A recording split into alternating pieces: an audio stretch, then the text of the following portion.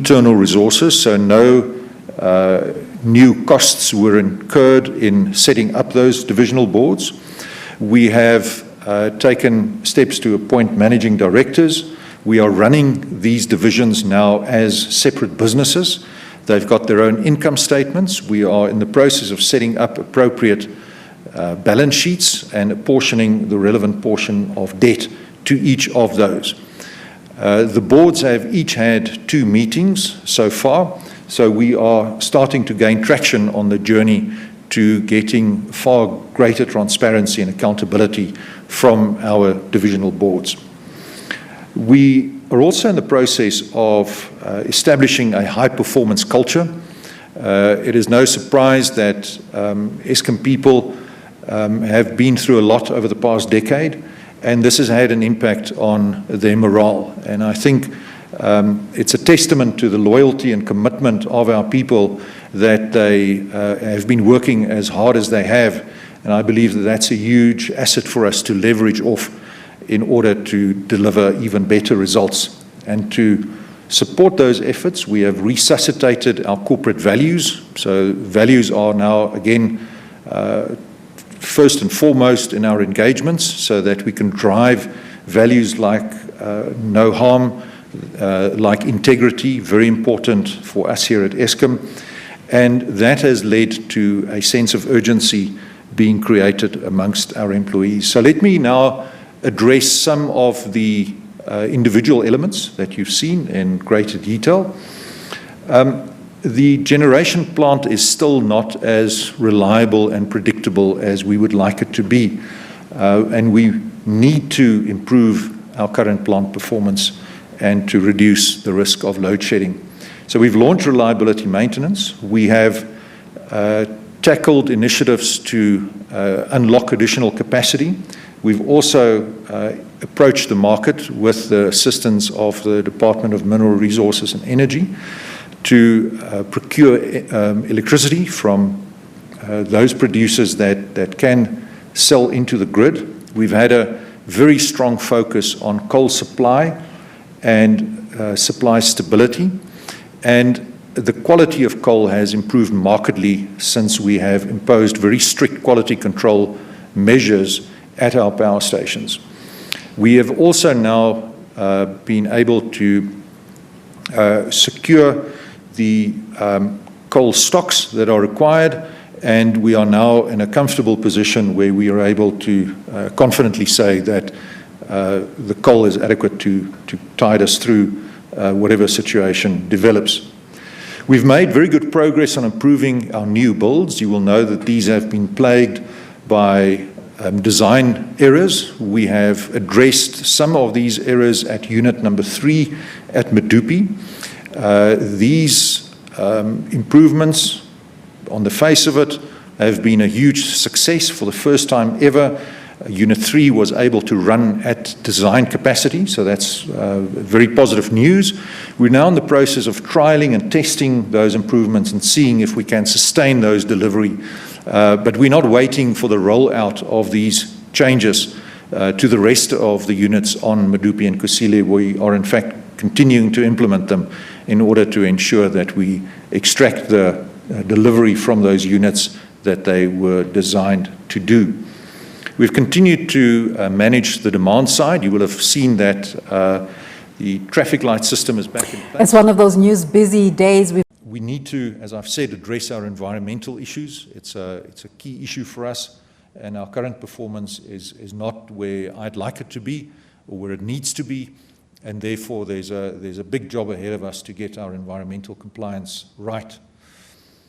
Our SAP system, which is an enterprise resource planning system, a computer system, unfortunately has also been neglected over the years, and as a consequence has created opportunities for us to procure goods and services on a so-called free text basis. And what this means is that we are unable to leverage either the governance or the buying power that Eskom has in order to bring down the unit costs of what we procure. So there's a very concerted effort on the go to improve the reliability and availability of our SAP system as well, our computer system, in order for us to make sure that we have the IT backbone to run our business appropriately.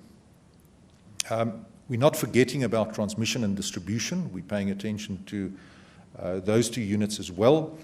And then we are busy developing the concepts that will allow our transmission business, as per the vision contained in the DPE's roadmap for the energy or electricity industry in South Africa, to start acting as a market operator and also as a single buyer. So we are taking steps in that direction as well. As far as the income statement is concerned, it is clear that we need to address the income statement, first of all, as I've said, by avoiding load shedding. But then secondly, we need to be more efficient in order to obtain a better return on assets. We're in the process, hopefully, of resolving our disputes with NERSA. We are making good progress in that. And it is one of my objectives to engage far more constructively with NERSA and try and resolve our differences outside of the court rather than by reverting to the legal system. We have engaged in further discussions with our municipal debtors. There's still an amount of some 28 billion rand outstanding, which we are seeking to recover. You will have seen that in some instances we've obtained orders of court. We have continued to drive hard for payment agreements. Not all of these payment agreements are always honored, but we are working hard with the Eskom political task team led by the Deputy President, who is very actively involved in facilitating a solution to this really challenging problems. And we have been receiving very good support from our colleagues at SALGA as well. So thanks to SALGA and the constructive role that they are playing in seeking to address municipal debt. We burn a lot of fuel oil, and that is a spend of about 4.1 billion rand per annum. We believe that through greater operational stability we can address that. We still burn too much diesel, even though, as Jan and Becky will indicate, we have been able to bring those costs under a greater degree of control. There's still an opportunity for us to save more. We have exited some 184 senior executives from the organization through a voluntary severance program.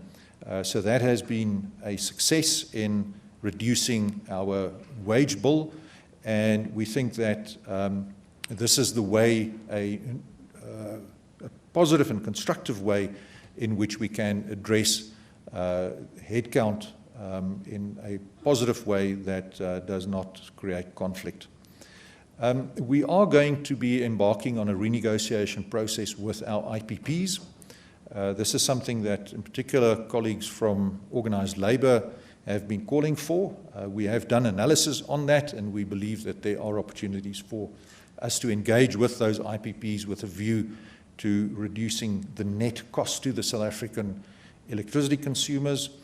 And then we are also continuing to improve our systems to allow us to have far greater governance on our procurement system, inter alia through a system called Price Check, which will make it extremely difficult, if not impossible, for people to pay egregiously high prices for common commodities. And that's a narrative that's been doing the rounds for a long period of time, and it's something that we are getting our arms around.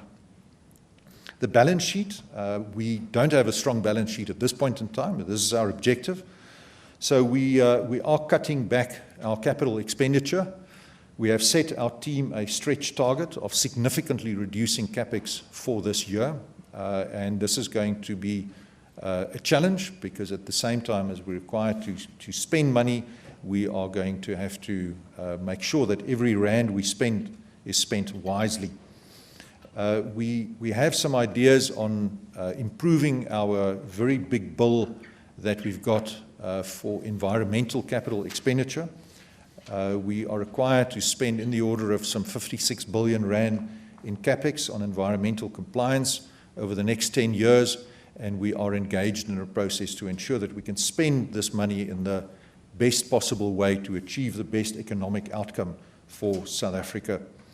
And then, as I've said, we are addressing spares, we are addressing the very large provisions that we need to make for decommissioning in order to rehabilitate older power stations. And then part of this bigger strategy is the so-called just energy transition transaction that is in its early stages. The restructuring, very much on the go. What is very important as we do this is that we maintain strong governance, and therefore we are working on appropriate delegations of authority, that everybody understands what his or her decision-making rights are, and that there are adequate checks and balances to ensure that no one can exceed that authority and abuse the state of flux that is inevitably created when you go through a restructuring exercise. So very much part of this effort is to make sure that we run a tight ship as we restructure.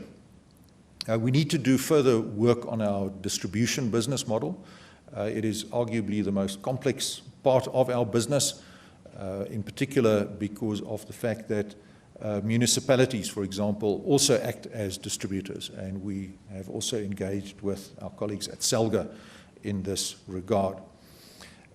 We are looking at some of our non-core assets. Our non-core assets include Eskom Roadtech Industries. We have developed a turnaround plan for that business. It's a very aggressive turnaround program, and I think the CEO of that business, Philip Dukashe, has done a particularly fine job at identifying opportunities for us to improve efficiencies and take out costs. So I'm very excited by the plans that he's got in order to turn ERI into a more profitable business. We've also got an insurance business. It's called SCAP. It's a captive insurance structure, and this captive insurance is an opportunity for us to also understand how we can save by diversifying and potentially exiting from that business. We also have a finance corporation, and this business is in the process of being sold. We are awaiting bids from a number of interested parties, and as soon as this bidding process is concluded, we will then be able to make a decision on the future of this business. We believe there are opportunities for us to create public-private partnerships through the repurposing, and we think that this could be a very important part of the just energy transition, and we have fully clarified what the end state for Eskom is going to look like with our shareholder, and there is strong alignment between us on that side.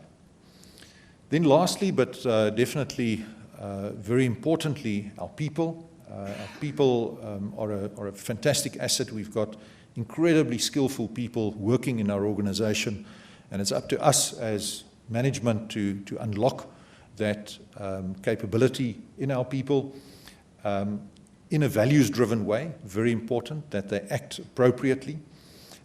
We have a strong drive for internal communication. We are telling our people more about what's going on in the business, trying to create a sense of urgency. We're driving a high-performance culture. There is a production bonus aimed at the lower levels of the organization that we have set up. I can give you the assurance that none of the executives in this room will qualify for that. So this is really for our shop floor employees to make sure that we can unlock the capacity that is sitting in their hands by incentivizing them to deliver the goods. It is entirely self-funding, so there's no public money that is going to be spent on this. It is a structure that allows them to participate in the very significant value that they can unlock if they meet some of those very ambitious stretch targets that we have set for them. We've implemented a system of forced ranking for senior management. This is uncomfortable, it's challenging, but I think it's very important for us as executives to also drive a culture where we can hold each other accountable for our performance. One size fits all in terms of performance and also in terms of pay clearly does not lead to a high-performance culture. So we are going to be making sure that we lead by example when it comes to measuring ourselves against the performance targets that we've set. We are trying to drive visible felt leadership. Unfortunately, this has been held back by the COVID-19 pandemic. We have not been able to engage as much with colleagues as we have, as we would have liked to, but at least we have been using technology to host some meetings, but it's, there's no substitute for personal contact. And then finally, the ExCo structure is finalized, and we are now in the process of filling some of the key vacancies that exist. In conclusion, ladies and gentlemen, I would just like to comment on our response to COVID-19. Unfortunately, we have had 21 cases as of 7 o'clock this morning of COVID-19. Like the rest of the country, the majority of these cases are found in the Western Cape. We have put in place contingency plans for our Koeberg and Ingula facilities in order to ensure that we can operate under a variety of different scenarios. The lockdown has had an impact on our ability to carry out our reliability maintenance program. Regrettably, we are, for medical reasons, unable to congregate numbers of Eskom employees and contractors on a single site. That would be irresponsible, and therefore we have had to delay that process until the end of lockdown. But we haven't been idle. We have used the process to do a lot of preparatory work and also to put in place commercial contracts with the original equipment manufacturers that will enable us to hit the ground running. And our target date there is the 1st of July to kick off our reliability maintenance program. We've also tried to act as a responsible corporate citizen. We've made the Eskom Academy of Learning, which is a very nice facility situated in Midrand, to the Gauteng Department of Health for use as a quarantine facility, and that has been, I think, very successfully used. We've been producing large volumes of hand sanitizers. We've been assisting in the development of ventilators. We have been assisting with the manufacturing of masks. So I think that we are navigating our way through this as best we can. These are unprecedented and very challenging times, but perhaps in the midst of this crisis there is the seed of an opportunity for us to recover that will germinate into a stronger and more reliable Eskom going forward. So colleagues, ladies and gentlemen, in conclusion, yes, we have seen some improvements. I think the fact that we were able to achieve 30,000 megawatts of availability last night without using any diesel is testament to the fact that we are seeing an improvement, a turnaround in our generation system. And I would like to thank Bheki Nkumalo and his generation team for the extraordinary effort that they are putting into ensuring that generation is in fact turning around. We're saving cost, we are restructuring, and we are making good progress on pursuing those that have sought to benefit at the expense of Eskom by uncovering and pursuing in conjunction with the Special Investigations Unit as well as with the Hawks unlawful contracts. And we have been successful in recovering some of the proceeds that people have been able to retain. We've recovered that. There have been some announcements in the media on that. So with that, I would like to thank you very much for your attendance here today, and I'm now going to hand over to Jan Oberholzer, our Chief Operating Officer. He is going to make some brief introductory remarks before he hands over to Bheki, who will take us through the detail of the generation system. So Jan, thank you very much.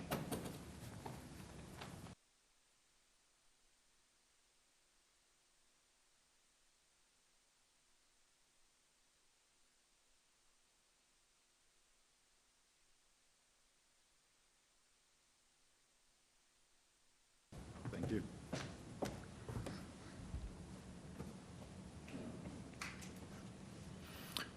Good morning.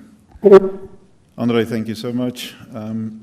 Basically, the aim of my very brief presentation will be an overview of the operations of the business. So then I will hand it over to our Group Executive Generation, Becky Nkumalu, which will then dive quite deep into the generation aspect of our business. Okay. I'd like to start by looking at what has happened on the system during the period and what is still happening during the period of COVID as well as the lockdown. Now, obviously, we had quite an impact in terms of the demand of the country. At certain times, it went down up to about 11,000 megawatts, between 6,000 and 11,000 megawatts. So obviously that brought about some significant challenges onto the system. You know, at night minimum, it sometimes went down to below 15,000. So that is bringing about some new challenges in terms of frequency, as well as in terms of the voltage on our network. It's been new territory, new waters that we've been sailing on, but I'd like to congratulate my colleagues in System Ops and in transmission environment by dealing very successfully with that. So I'm really proud of them that they have dealt successfully with this challenge. So you had a positive in terms of demand of the country went down. However, that posed some new challenges, but we have dealt with that extremely successful.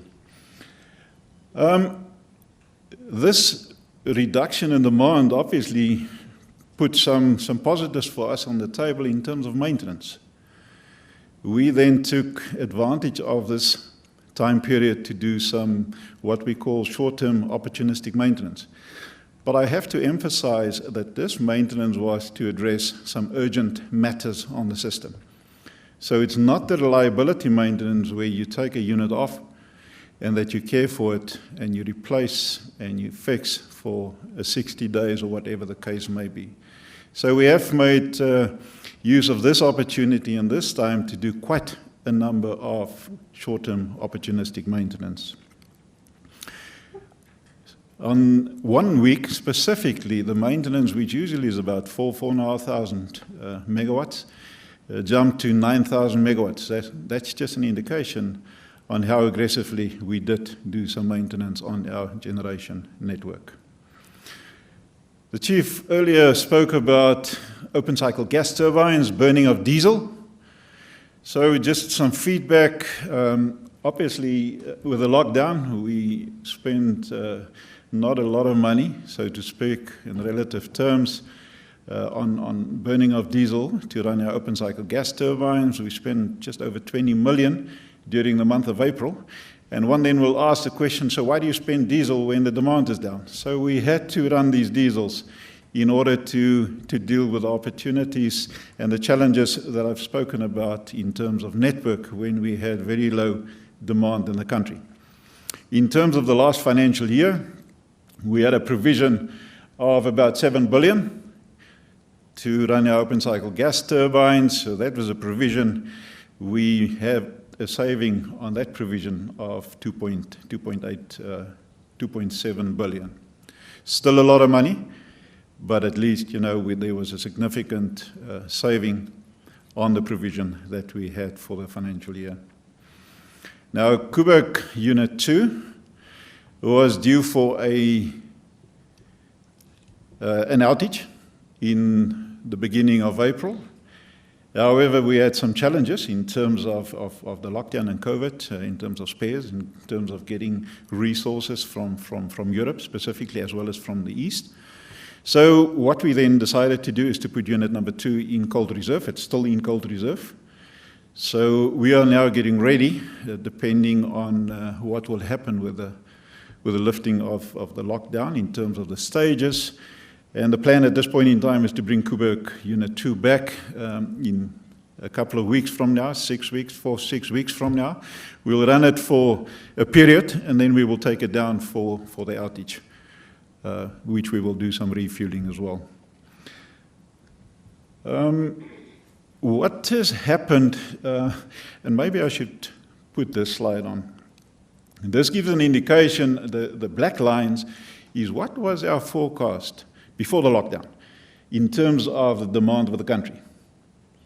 And then clearly we can see on the red line what actually transpired the last 8 weeks. So you can see a significant reduction in demand. And basically the green at the bottom, that shaded area shows the impact in terms of the lower demand.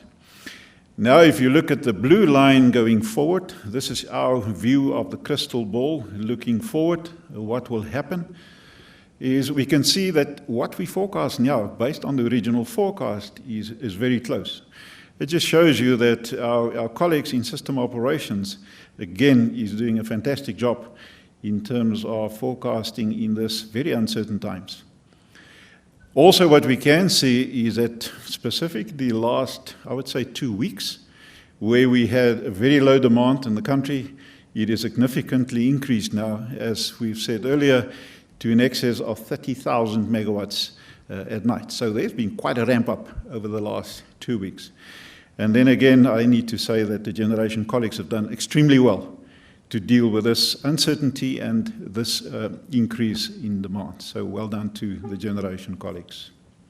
So that just gives you an indication of what we see will happen, I suppose, in the next 6 to 8 weeks. If we then look at the rest of our operations, transmission networks, we have sustained the last financial year, as well as the last quarter, extremely good performance on the network. However, during the period, the last year, we had some incidents on the transmission network. We had some line faults, which were unplanned. We had a line, 7/6 line, that some of the towers went down.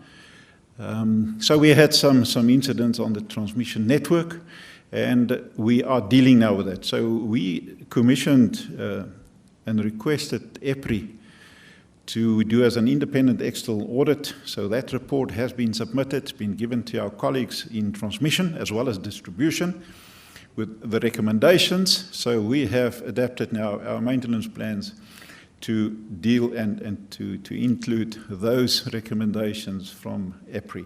So we believe, and obviously there's quite a lot of emphasis on the issue of maintenance within transmission. I'm also very proud of the colleagues that on average we above 95% of what we plan and actually what we've executed. So we will continue to have that focus on the transmission network and to make sure that our performance that has deteriorated a little bit over the last financial year, that it's back to where it's supposed to be. However, what we pick up currently, and the COVID period, you can understand that doesn't make it that easier. Vandalism and theft of our transmission tower members, as well as steel and other cabling within our substation environment. So that is really a challenge, and it's posing quite a significant impact on the network performance. But all in all, our transmission colleagues, well done, very proud of you, doing a tremendous job. On the distribution side, we've exceeded in the last financial year our electrification target with more than 5,000 connections. Again, to the colleagues in distribution, well done. Very proud of you. You know, this is ongoing excellent performance over the years by creating, connecting new customer, new households to the grid, providing electricity to those that never had it before. So well done. But unfortunately, in the distribution environment, we have an increase in non-technical losses. The Group Chief Executive spoke earlier about the outstanding debt.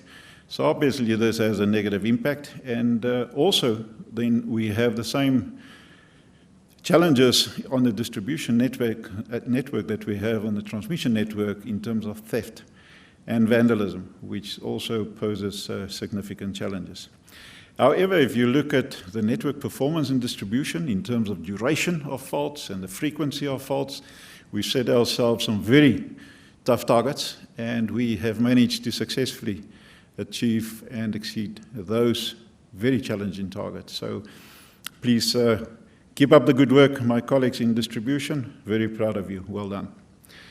Then Koeberg, we, in the beginning of the year, established a new independent external oversight body consisting out of specialists in the nuclear environment worldwide. So they met and they had an audit of Koeberg in the beginning of the year, in February.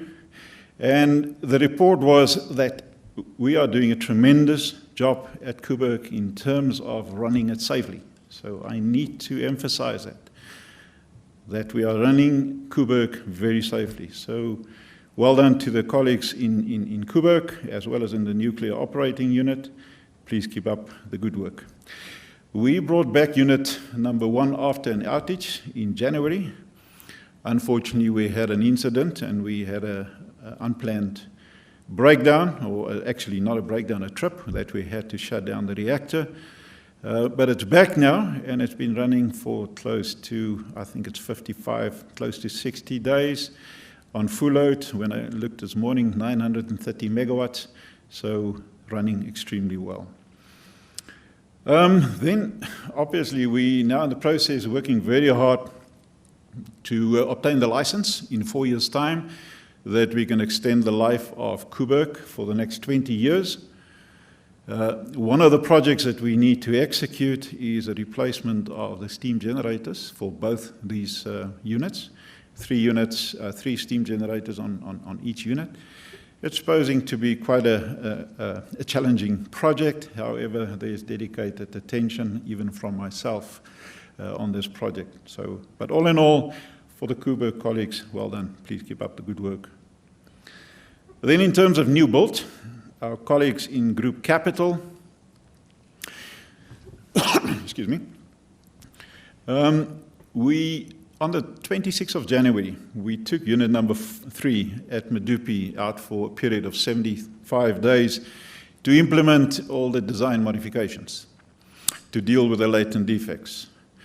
Now, this unit was brought back within the 75 days. Very proud of that. And as the Chief said, on the 6th of May, we achieved 793 megawatts full capacity. While we were generating 793, we exported, we sent into the system 729 megawatts. We now in the process to evaluate, to assess. That will take about 3 to 4 months, so by the end of August we will know. However, we have decided to take Unit 6 off and implement the same modifications. So as we speak, Unit 6 is out, where we're implementing the same modifications, because we believe we are successful in the modifications that we have implemented on Unit number 3, although we still need this assessment period. And we have also, the last 2 weeks, taken off Unit number 1. So we currently have Unit 6 and Unit 1 at Medupi, that is where we implement these design modifications.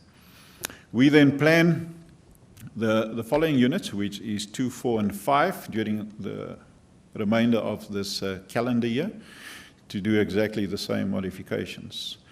Now, as you perhaps know, 5 units at Medupi is in commercial operation, contributing to the grid. And unit number 1, although it has been synchronized and also has contributed to the network, to the capacity, that unit is planned for commercial operation before the end of the financial year, which is March. So then Medupi will be in full commercial operation, all units. If we then look at Kusile, there we have 1 unit that is in commercial operation, unit number 1. Unit number 2 and 3 has been synchronized, contributing to the network. So on average, I would say about 450 to 500 megawatts. So this is while we're doing the capability test as well as the optimization. So we plan to have these 2 units, unit number 2 and unit number 3, in commercial operation in the next 3 to 6 months. Then we will have half the station at Kusile that is in commercial operation. So then we plan to implement the rest of, put into commercial operation the remainder of the 3 units before the end of the financial year, which is about March 2024. I'd like to also extend my sincere congratulations and well done to the teams at Medupi and Kusile. You know, it's difficult times now. We had to postpone when the lockdown started. We had to postpone and put in preservation the units 4, 5, and 6 at Kusile. As we speak, we're in the process to reintroduce the contractors on site. So we have done successfully already 3,500 contractors. Obviously, that's coming with significant challenges with the pandemic that we have. But we are dealing with that because we understand, you know, the need of the contractors to earn a living. So, at Ingula, we have 4 units. Initially, we had some design challenges there as well. But as of February, we have re-rated based on the design modifications that we have implemented all 4 units back to maximum capacity of 333 megawatts. So Ingula is operating as we have planned it to be. So again, well done. Then just very briefly, as I said, our maintenance before the lockdown was 3,600 megawatts, and that has increased, you know, to the 9,000 that I have referred to. Currently, although in all fairness, it's reduced a little bit, but we're about 5,000, 6,000 megawatts on average now that we're doing maintenance. And that will continue as we have then the opportunity to implement the reliability maintenance, which Becky will talk about a little bit later. So it's up from the average of the 4,000 to the 6,000. Then there was a commitment from the leadership in generation, from Becky that will talk now, as well as his 3 cluster managers, each looking after a handful of power stations. So they've committed to reduce on a sustainable way 2,000 megawatts of partial load losses. Now, we had quite an open dialogue yesterday between the chief, Becky, and the 3 cluster managers and myself, and we're confident that that has been achieved. And there is total commitment from the generation leadership to have dedicated focus on the issue of reducing partial load losses. Becky will talk in detail about the winter plan. However, what I can say is before we had the lockdown, we forecasted 31 days of stage 1 load shedding. So what has helped us the last 8 weeks doing these urgent maintenance, short-term maintenance, when we ran the model again, we are now forecasting 3 days of stage 1 load shedding over the winter period that is coming. However, I need to say that is based on a 80% probability.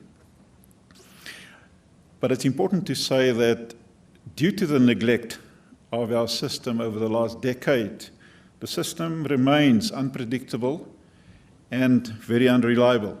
So we still have trips and breakdowns.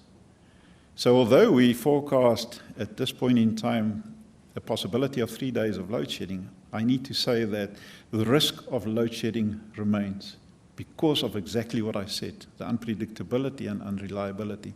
And as we said at the end of January, this unfortunately will remain up until we have dealt with the system in terms of the reliability maintenance, and what we foresee stays the same as we said in January up until the middle of 2021. With this, I'd like to stop and hand over to our Group Executive Generation, Becky Ntluwalu.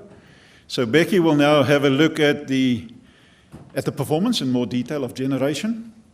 He will then give you an update on the maintenance, where do we stand with that, as well as a 9-point recovery plan that we've been talking about. And then he'll look at the winter outlook going forward. So thank you, Becky.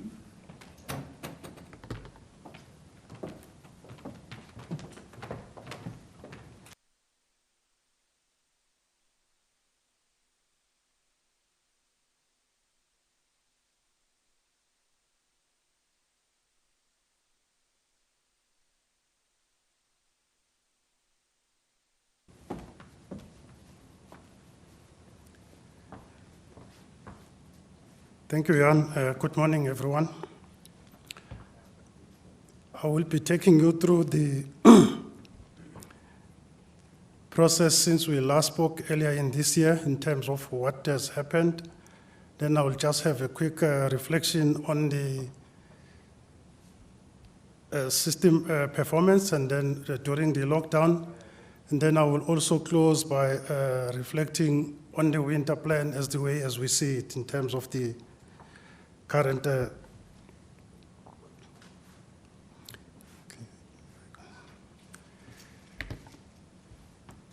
I think on this picture, what we want to show is that given the last year that was, the performance was extremely bad.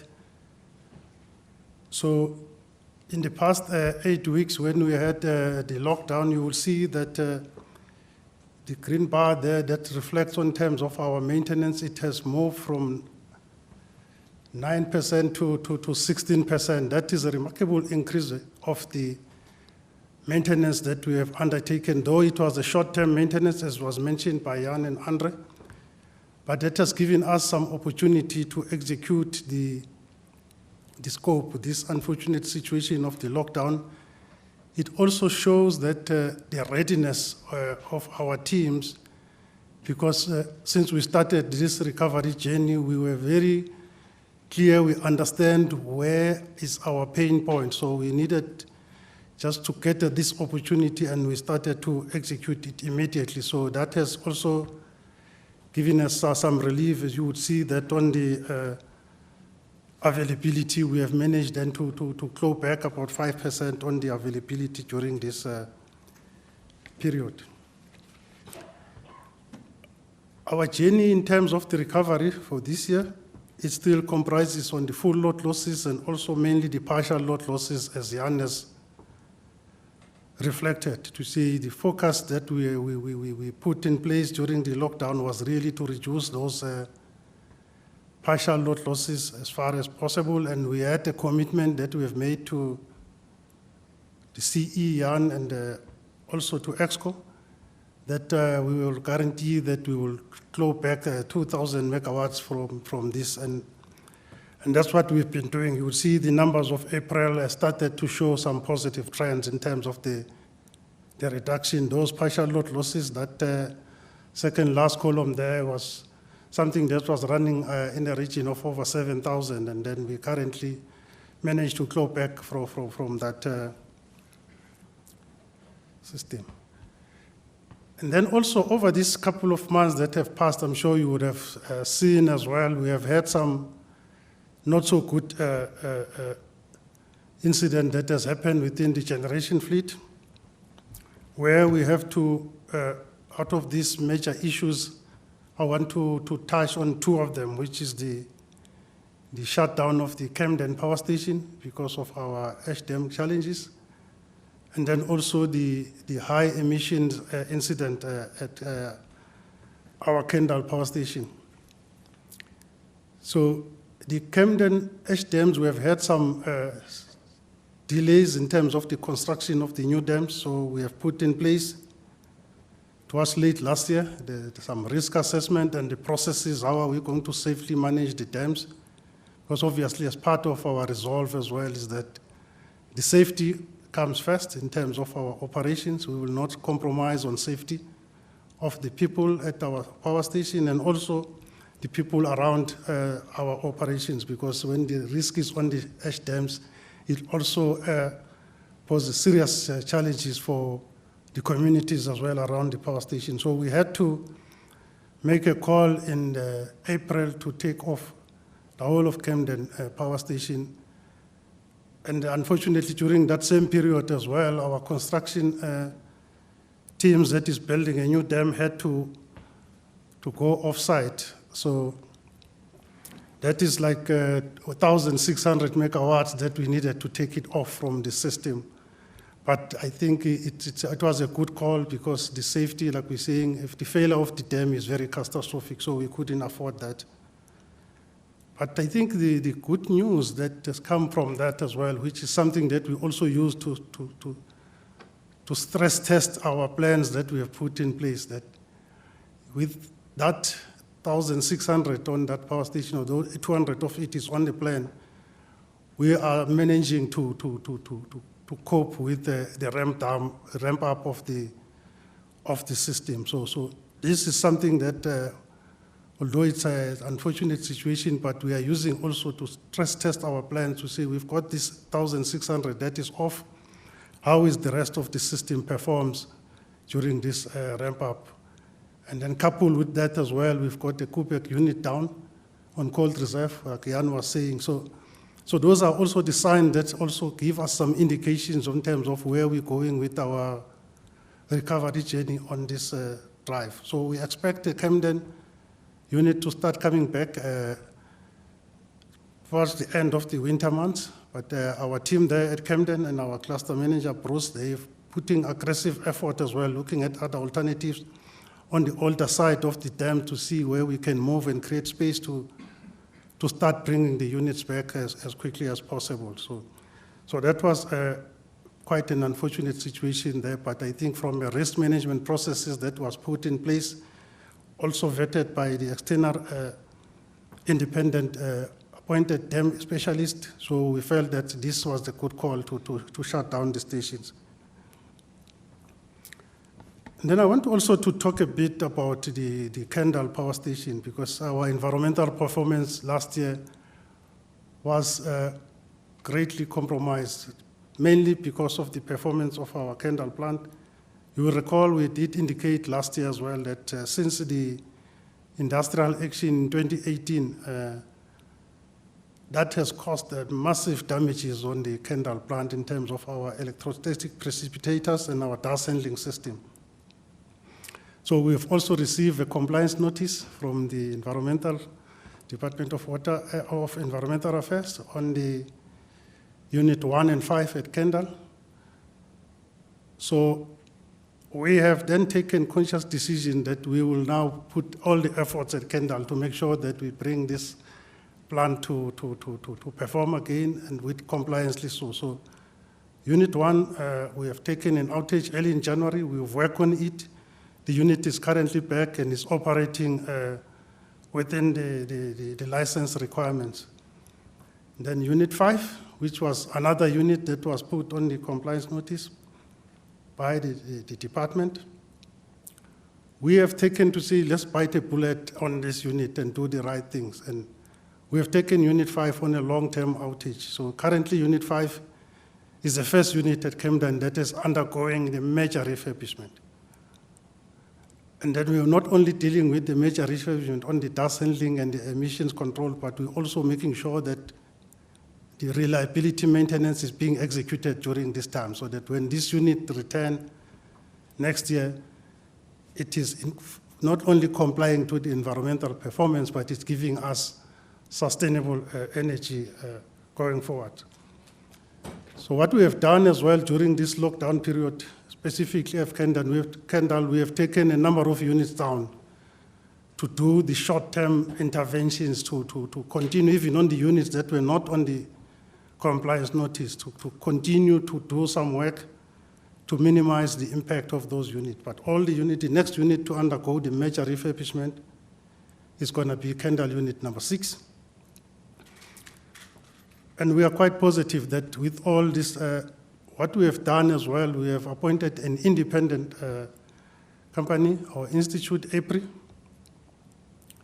that is now vetting our plans, firstly to meet the phase 1, which is 100 milligrams at Kendal 1. So they've been with us, and then their report is also going to be submitted to the Department of Environmental Affairs. And then they are also with us when we are doing phase 2 to go to 50 levels of compliance in terms of the emissions at Kendal. I think you also might have noticed that recently there has been some cry about the data reporting at Kendal. So we have also initiated an independent review by our forensic teams to check the emissions reporting as well, that everything is above board, because we have got no reason to hide anything in terms of what we are doing.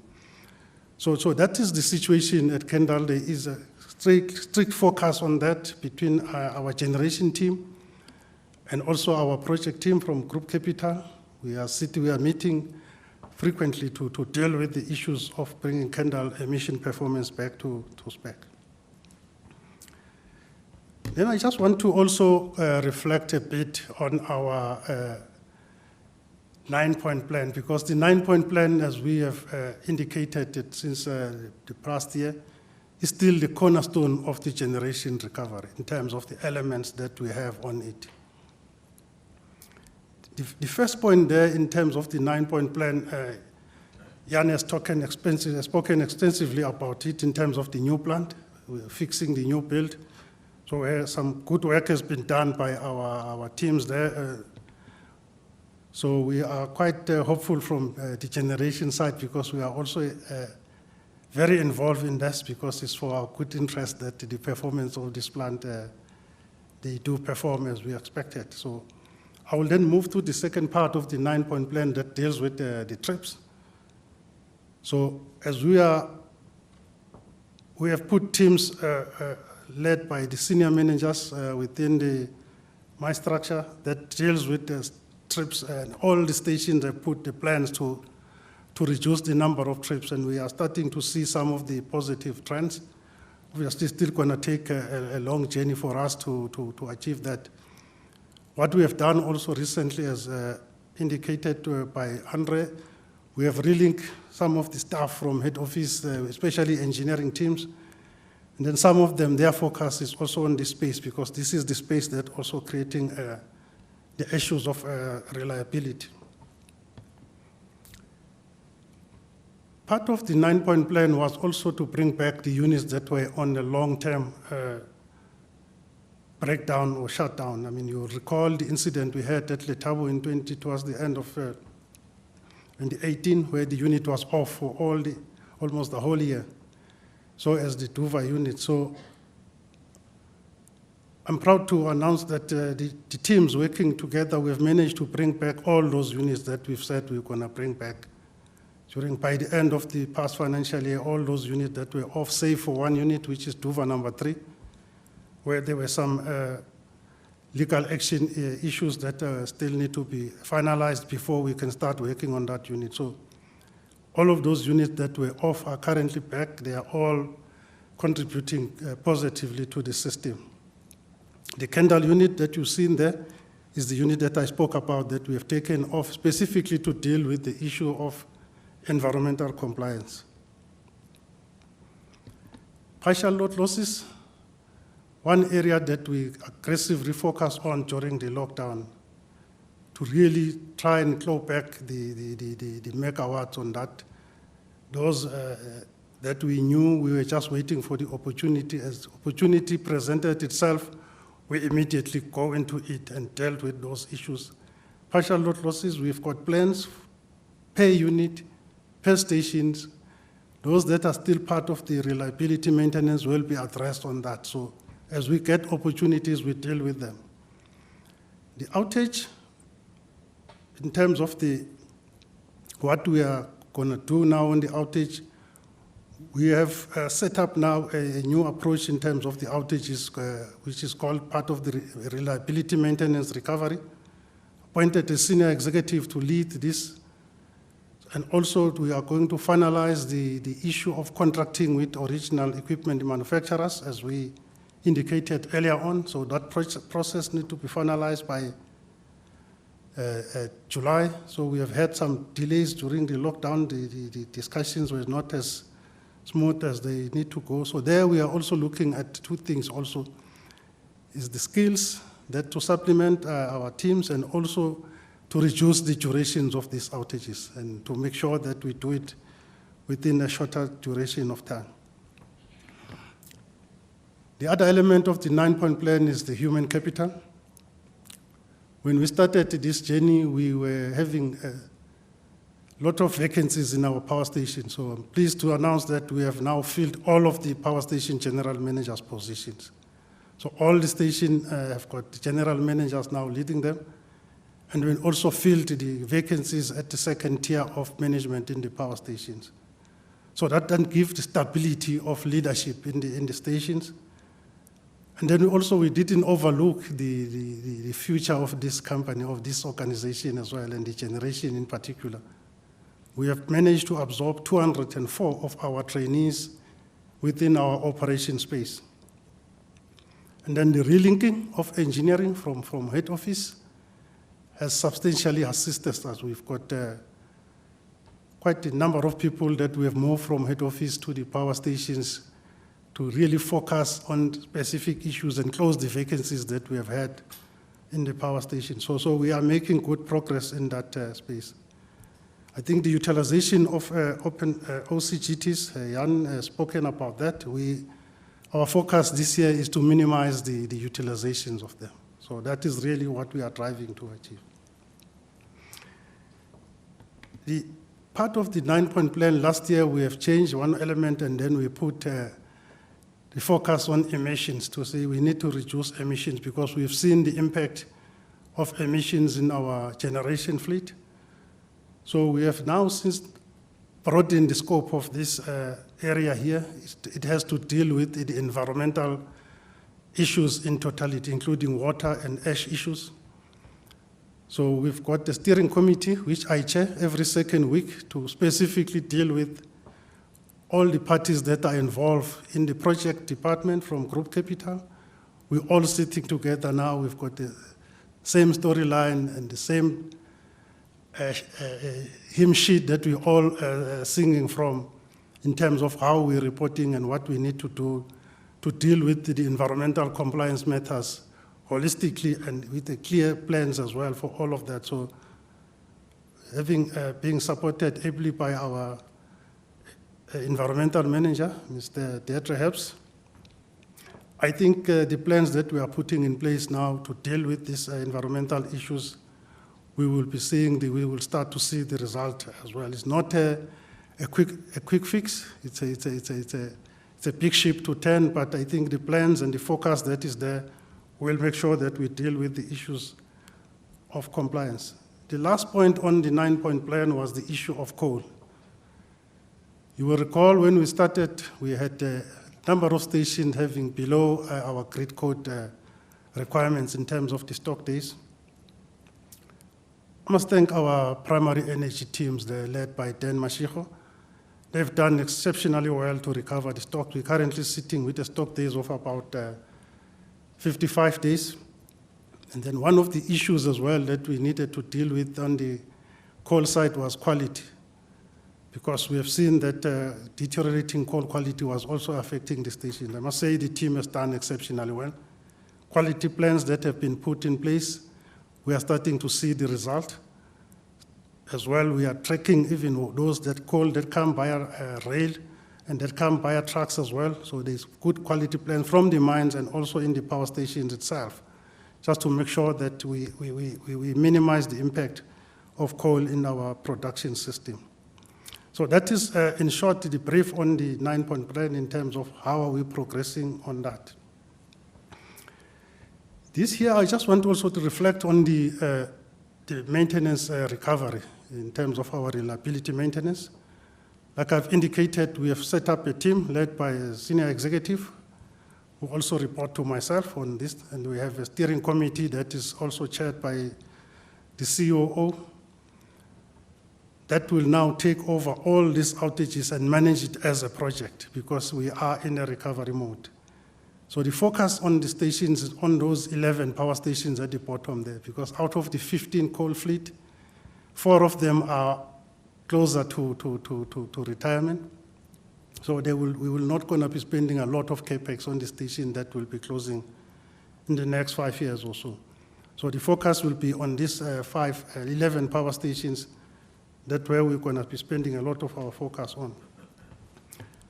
Again here, with our colleagues in Group Capital that we've been working at Medupi, Jan indicated that Medupi, by the end of this financial year, all Medupi units will be under generation, so it means the scope. So we are also optimizing the requirements that we need to bolster this team. So we're getting the teams from that to form part of this project team that will be assisting our power station to drive the outages.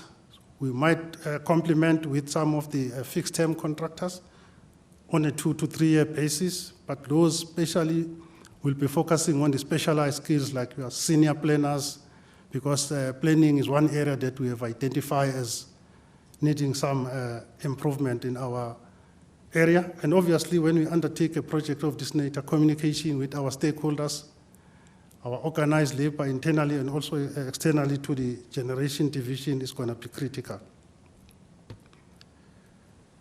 The other point I want to just touch on briefly as well, which has happened since the last time we have engaged. With the lockdown, we had to declare a force majeure in our specifically primary energy department division for our coal suppliers, because with the lockdown, we have seen about 2 million tons drop in terms of the coal that we were supposed to burn.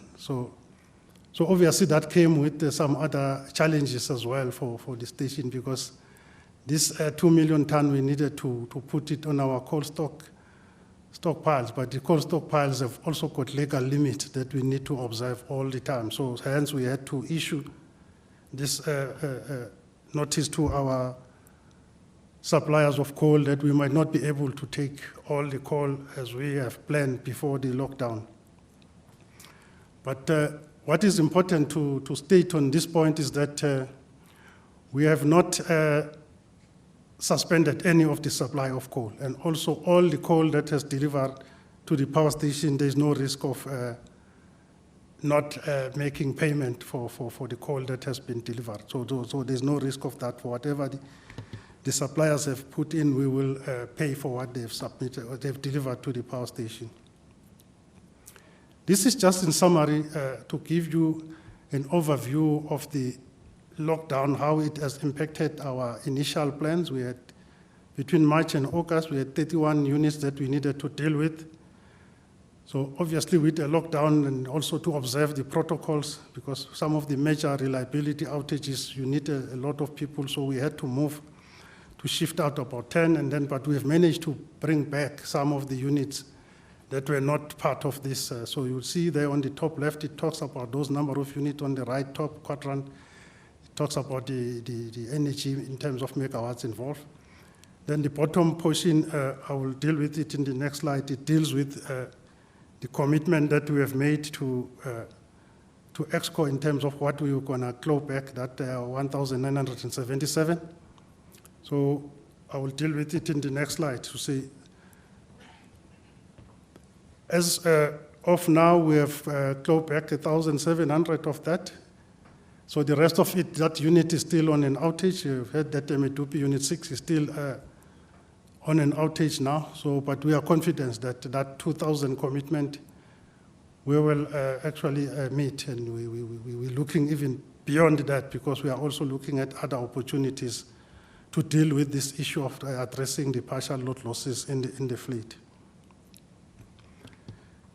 I think this picture here is the picture that we had before the lockdown in terms of how we saw the winter plan picture looking like. I think you will recall that Jan talked about 31 days of stage 1 load shedding. And then you'll see that during December and what has happened after the lockdown or in terms of where we are now.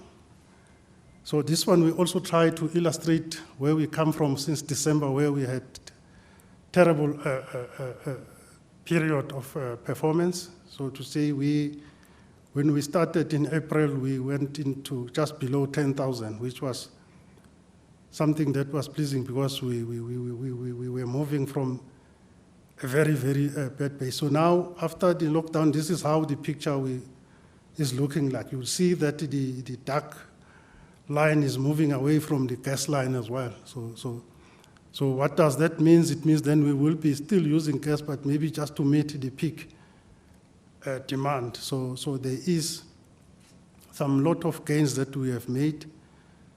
Going forward, obviously, for the winter months, that's where it is. The summer months, we still need to relook at it in details in terms of how it's going to look like. So, but for the winter month, what is pleasing is that the level of utilization of our gas turbine has reduced quite substantially as well. So that is how the picture we're looking at it. Hence, we talk about that 3 days of load shedding now from 31 days that we initially had at a P80 confidence level. So we are looking to achieve this in terms of where we are with our system. And then obviously we will also want to urge our customers that now as we are going into winter, the peak in winter is around between 5 and 8 o'clock in the evening. So that they continue to support with the reduction of the load during those times. That will assist us greatly to manage the minimization of load shedding during this period. So we do not see any stage 2 and 3 load shedding during this winter based on the plans that I've just shared. The next step obviously is to confirm that partial load losses that we have committed of around 2,000, that we will deliver that. That is the commitment that our generation leadership has committed into it. And then also we are still in a lockdown, so we continue with some of the short-term maintenance, dealing with the details, with the defects, and we also started to bring back now some of the contractors to continue with the major reliability outages. Obviously, when we bring them back, the people will still need to strike the balance because the risk is still there with the pandemic risk in terms of bringing more people to site. So that is the main risk that we are currently working on strategies to see how do we minimize that and mitigate for it as it comes. I've spoken about the stage 1 load shedding coming from the 31 days that we had pre the lockdown to the 3 days now at P80 confidence levels.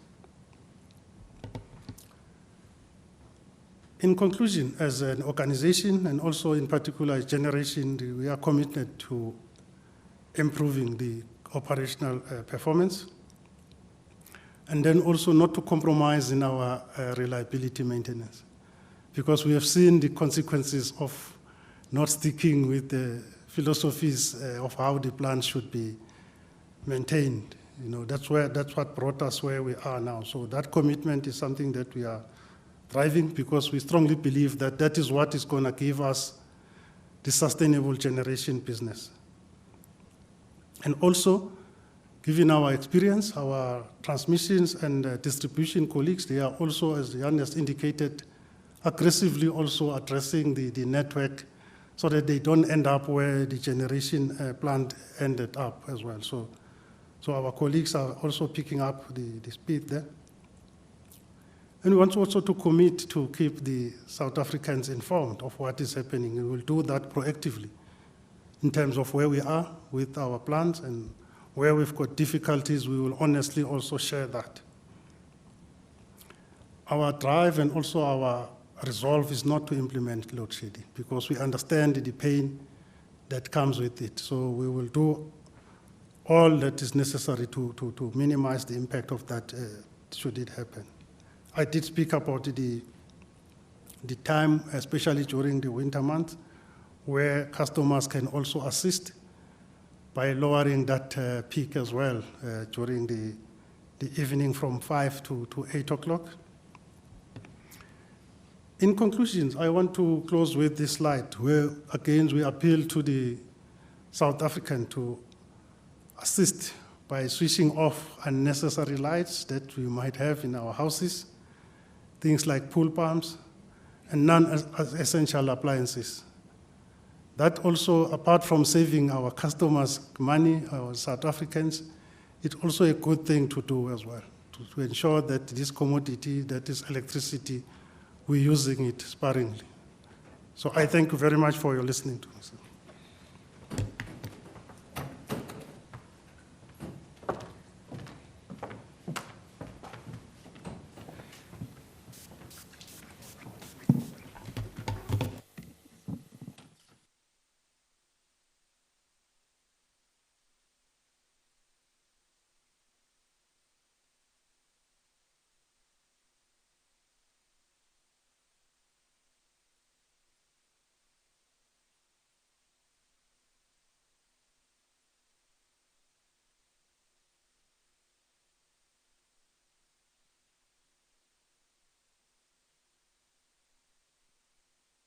we are going to go through questions, and Nomaswazi Shongo is going to help read the questions.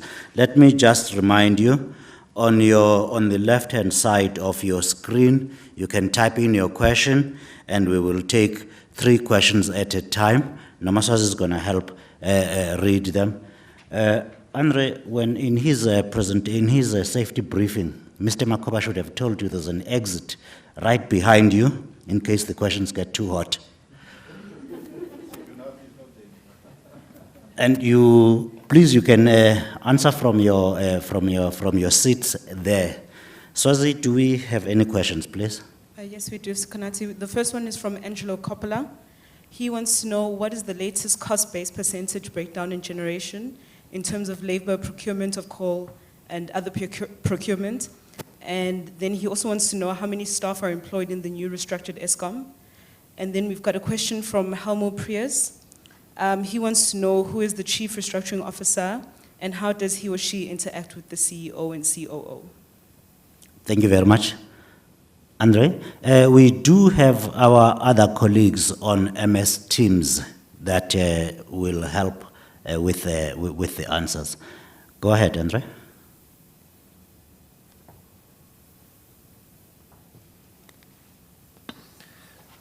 Thanks. In response to the question raised by Andrew, I must confess that I don't have all of that information to hand. Maybe Becky or else if we can have our CFO respond with those, with the detailed cost percentage breakdown.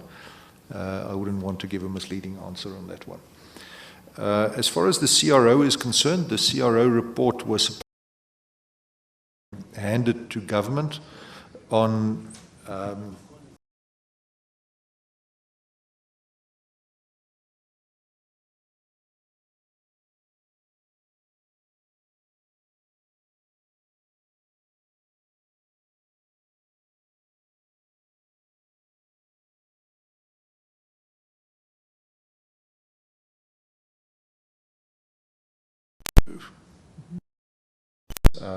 under the guidance of our board and also from the shareholder.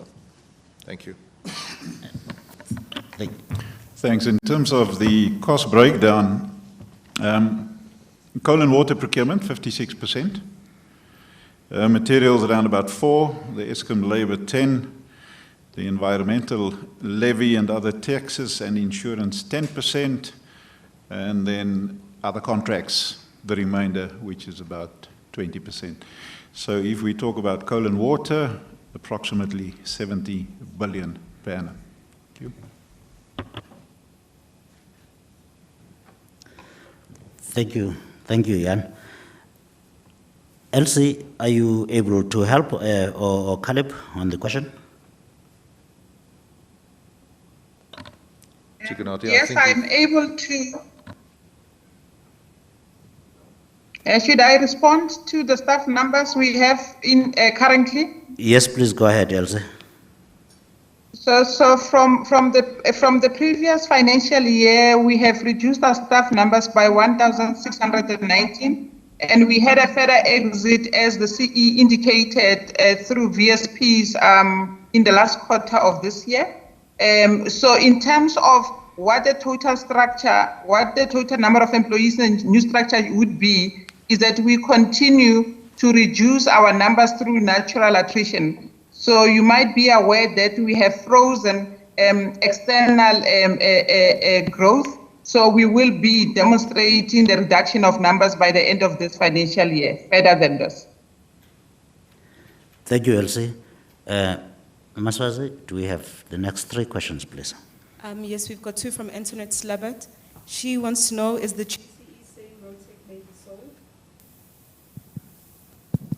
and she also wants to know how are the production bonuses self-funded, not from public money, if Eskom revenue is from tariff paid by consumers. And then we've got one from Miriam Issa. She wants to know, is Eskom certain it will not require any further bailouts from government this year, as predicted by some of the credit rating agencies? Thank you. All yours, Andre.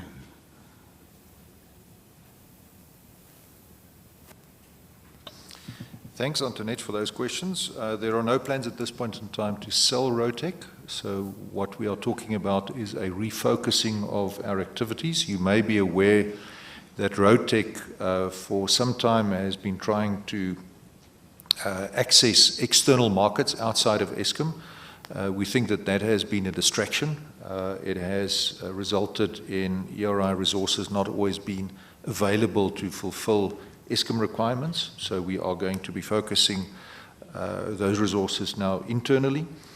The services that Rotec is offering are incredibly important to Eskom, particularly for generation, and here I talk about the so-called center line, which is very much involved in the refurbishment of turbines, which of course are an integral part of any power station. So no, we don't intend to sell Rotec, but we are going to be looking at optimizing both its asset base as well as its cost base. It does have a very large number of temporary employees in its staff complement, and we are going to be relooking at how we can engage with those temporary employees in order to reduce the cost base of Rotec. With regard to the second question, yes, it is true, of course, that electricity tariffs are paid by the public at large. But I think it's equally true that Eskom is run as a business. And it is a well-known phenomenon in business that employees respond very well to incentives. And in this instance, as we've indicated, if we are able to reduce our diesel consumption by 2 or 3 billion rand, as we intend to do, through additional work across the organization, significantly exceeding current performance. And I have to stress this. This is not paying people for turning up to work. This is incentivizing people to deliver performance that is above and beyond what they normally do. And if they do that and they deliver savings, with other words, we burn less diesel, we burn less fuel oil, we improve our environmental compliance, and therefore have greater system availability. Not only does the public save money because of the fact that our tariffs are supposed to be cost reflective, and therefore if we have a lower cost base, electricity tariffs will be lower, but we also drive greater efficiency throughout the organization. So this is not taking public money and giving it to Eskom employees. This is enabling us to deliver a sustainably lower cost base by driving efficiencies through incentivizing the lower echelons of the organization. With regard to so-called bailouts, the National Treasury has committed to providing an equity injection into Eskom to the tune of 56 billion rand.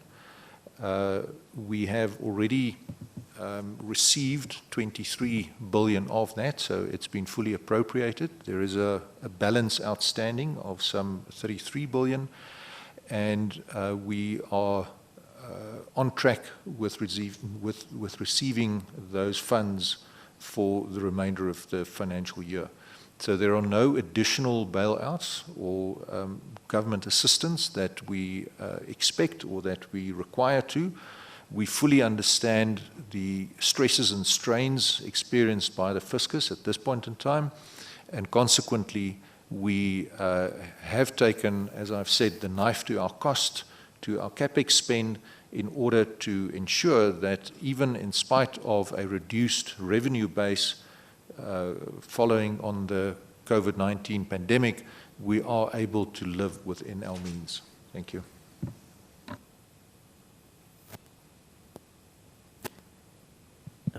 Thank you. Can we have the next batch, please? That will be Tandu Mzoe reading for us the next batch. Yes. The next question is from Kusile and from EE Please, Business. your mic. The next question is from Kusile from EE Business Intelligence. And his questions are, he's got two questions.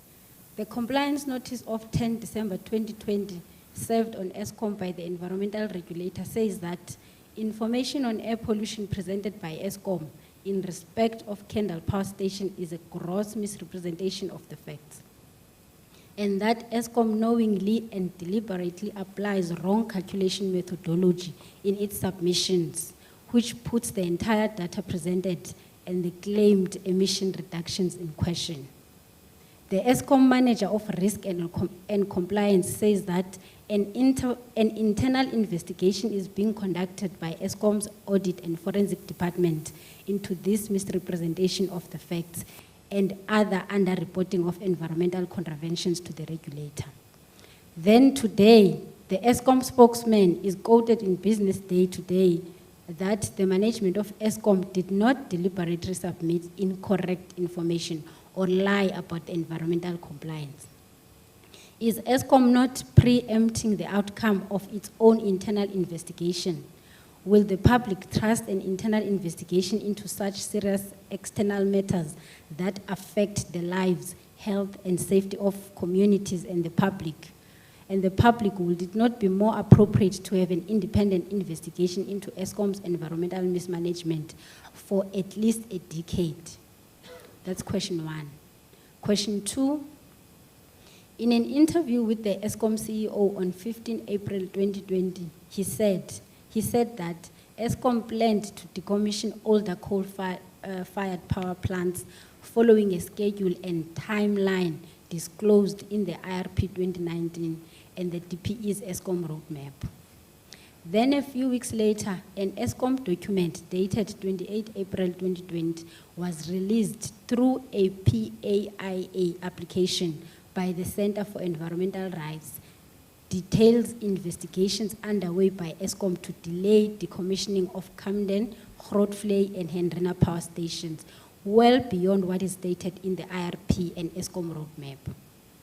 The Eskom document goes on to state that there are no decommissioning assessment or plans available to be provided in terms of the PAIA request. Please, may we have some clarification on these apparent contradictions? And the third question. Can we hold on to that too? Andre, you're going to take those? Yep, thanks, Ignati, and thanks, Chris. We are very concerned, obviously, about allegations of misrepresentation of environmental data. This is not in keeping with the values that we seek to drive in the organization. We are taking these statements extremely seriously, and hence we have already instructed our audit and forensic department, which, by the way, reports directly into me. They don't report into any other executive, they report directly into me, to investigate these allegations. We need to get to the bottom of this. We have absolutely no intention to present misleading information to anybody, least of all the South African public, when it comes to a matter that is as sensitive as environmental compliance. And therefore we will, I can give you, the public the assurance that we will get to the bottom of it. If we are of the view that our internal investigation should be augmented by using external resources, this is a decision that we will take. But I can give the public the assurance that we are going to investigate this very rigorously and really understand to what extent there has been misreporting of data, and we will then make the findings of those reports public. We will share them, and it will then be available for all to see, and people can then draw their own conclusions as to whether or not the investigative process has been successful in achieving its objectives. Right. On to the second question about the older power stations. Chris, again, I can give you the assurance that we do have a decommissioning plan that is aligned with the IRP. That is the version that I subscribe to, that my ExCo subscribes to, that the board subscribes to, that the government subscribes to.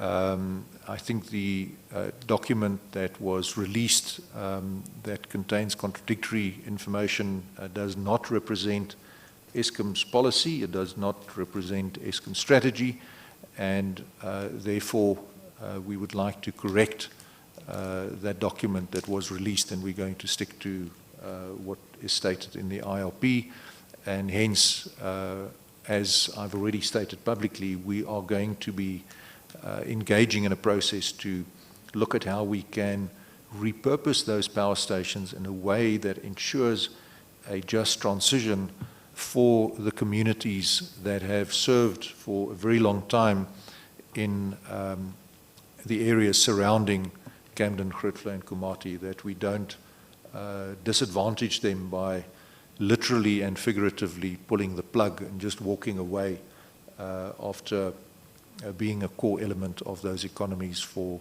so many years. Thank you. Thank you, Andre. Tandiwe, you've got the last question from Chris, please. No, it's not from Chris, it's Okay, from go ahead. Yes. The next question is from Siphelele Lula. How much does Eskom plan or hope to raise from the disposal of non-core assets such as Roadtech, Escape, and EFC? And where will this capital be utilized in the business? Will it be servicing debt, capex, or what? Just hold it there, please, Andre. 2 more questions. Okay. We've got one from Helmo Prius. He wants to know how will reliability maintenance from the 1st of July interact with normal winter maintenance plan of reduced planned maintenance? And then we've got Claire Folkvane. She wants to know what does it mean when Andre says Eskom is relooking at the distribution business model. Any ideas of what this may look like? Thank you, Swazi. Please go ahead, Andre. I guess, Peggy, the second question is yours. Okay, sorry, I just need to make careful notes here of the comments. Siphelele, at this point in time, we don't have plans, as I've said earlier in response to a question from Antoinette Slobert, to dispose of Roadtech, so we don't anticipate that there will be proceeds. To the extent that we receive any monies from the disposal of non-core assets, the proceeds will primarily be applied to a reduction in debt.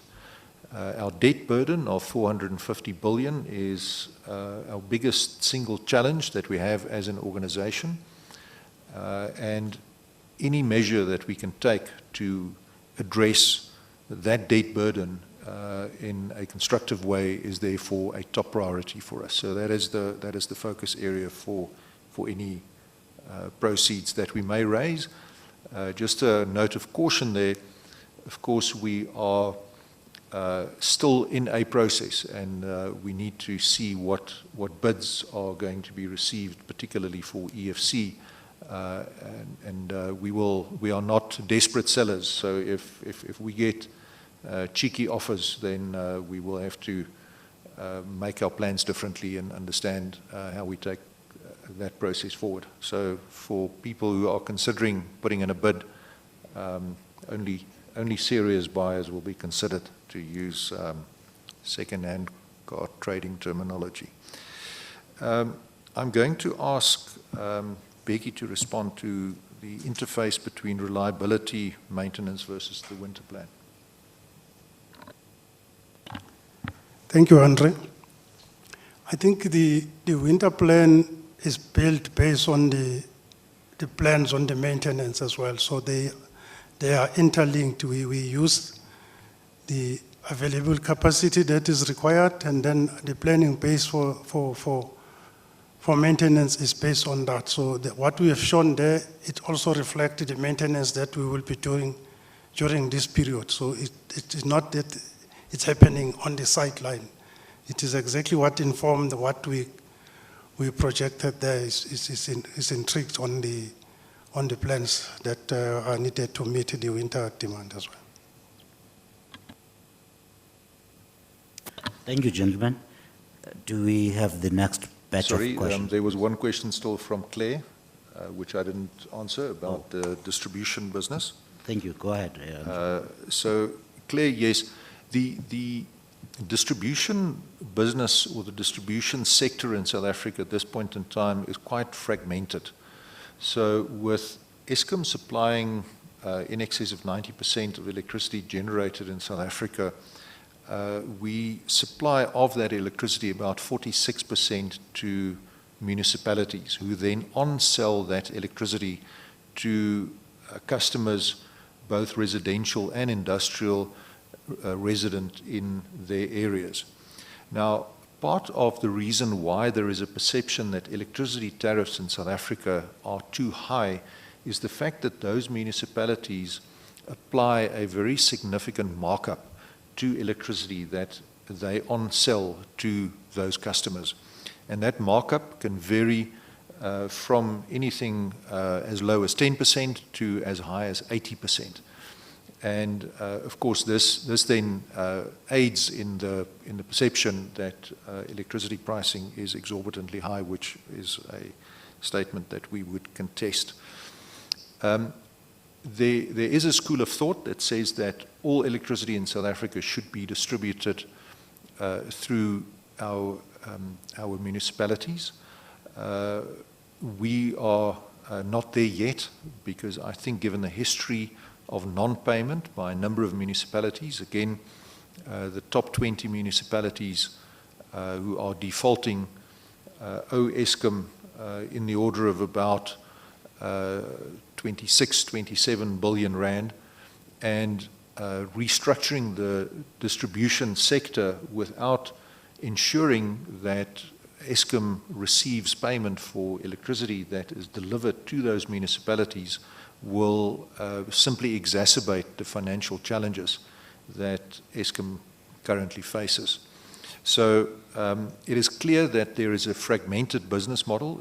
It results in widely varying electricity prices being experienced in different jurisdictions. And as we engage with various stakeholders, including SALGA, including COGTA, I think it's very important that we take account of the complexities associated with the distribution business. Currently, I think policy positions on the distribution business are the least developed of all of the policies that are applicable to the electricity sector, and therefore there is more work to be done on finalizing that structure. Thank you, Andre. Do we have the next batch, please, Tandiwe? Yes. The next question is from Angelo Coppolo, and the question is, did Eskom double the rate they pay to South 32 for the coal supplies from Ifale to Colliery to Dover Power Station? And the next 4 questions are from Elaine Mills. Under Just Transition transaction, will Eskom obtain funding from overseas development finance institutions and long-term institutional investors? And the second question is, if so, how much will be obtained? Will it be in return for a faster than previously planned phased out of coal-fired generation? If so, how much faster will coal-fired generation be decommissioned? Thank you. Peggy, do you want to take the question on South 32, please? I think the matter of South 32, they have declared hardship at our Dover power stations, which we are currently, as indicated, finalizing the due diligence by the team of specialists that we have appointed to do that. So then, based on the outcome of that, we will then take that due diligence report to EXCO and also to the board. So for now, we can't pronounce on that until that due diligence process has been finalized on the hardship that was declared by South 32 on the Dover mine. Thank you. Thank you, Peggy. Andre, you got the other questions. All right, thanks very much. Under the Just Energy Transition, there is a potential opportunity to access funds from developmental financing institutions. who have expressed an interest in facilitating a reduction in the reliance on coal-fired generation. I must stress that this is still very early days. We are still developing these strategies and understanding exactly what the appetite would be. So I cannot give you a firm indication as to the quantum of funds that would potentially be available. And we would need to engage in a structured and properly mandated way with potential funders to understand what that appetite would be and what the conditionality would be attached to that. With regard to the accelerated retirement of some of those power stations, again, a similar question applies. It depends on the final structure of such a transaction, if it were to be allowed to be implemented, if from a policy perspective there is appetite for such a transaction, but we regard this as an opportunity to secure the future of historically coal mining communities that could potentially be exposed to economic hardship as we retire these power stations. So it is part of an inclusive strategy that we seek to develop over the next number of months. We have already engaged our board on this, and we are making further progress in developing and getting greater granularity about what such a transaction could involve. So I'm sorry, but I can't give you more information than that because we are in such an early stage of the project. Thank you. Please, the next batch, Saza. Okay, we've got one from Brendan Ryan. He wants to know, can you please provide an update on the coal supply negotiations between South 32 and Duva, as well as Seriti Resources and Kusile?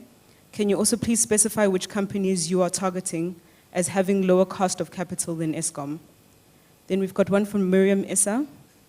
She wants to know if Eskom has only been able to do short-term opportunistic maintenance over the lockdown period. How will it be able to tackle long-term maintenance as the economy and demand picks up with the easing of the lockdown? Thank you. Peggy, can I ask you to deal with the Seriti part of the first question with regards to Kusile?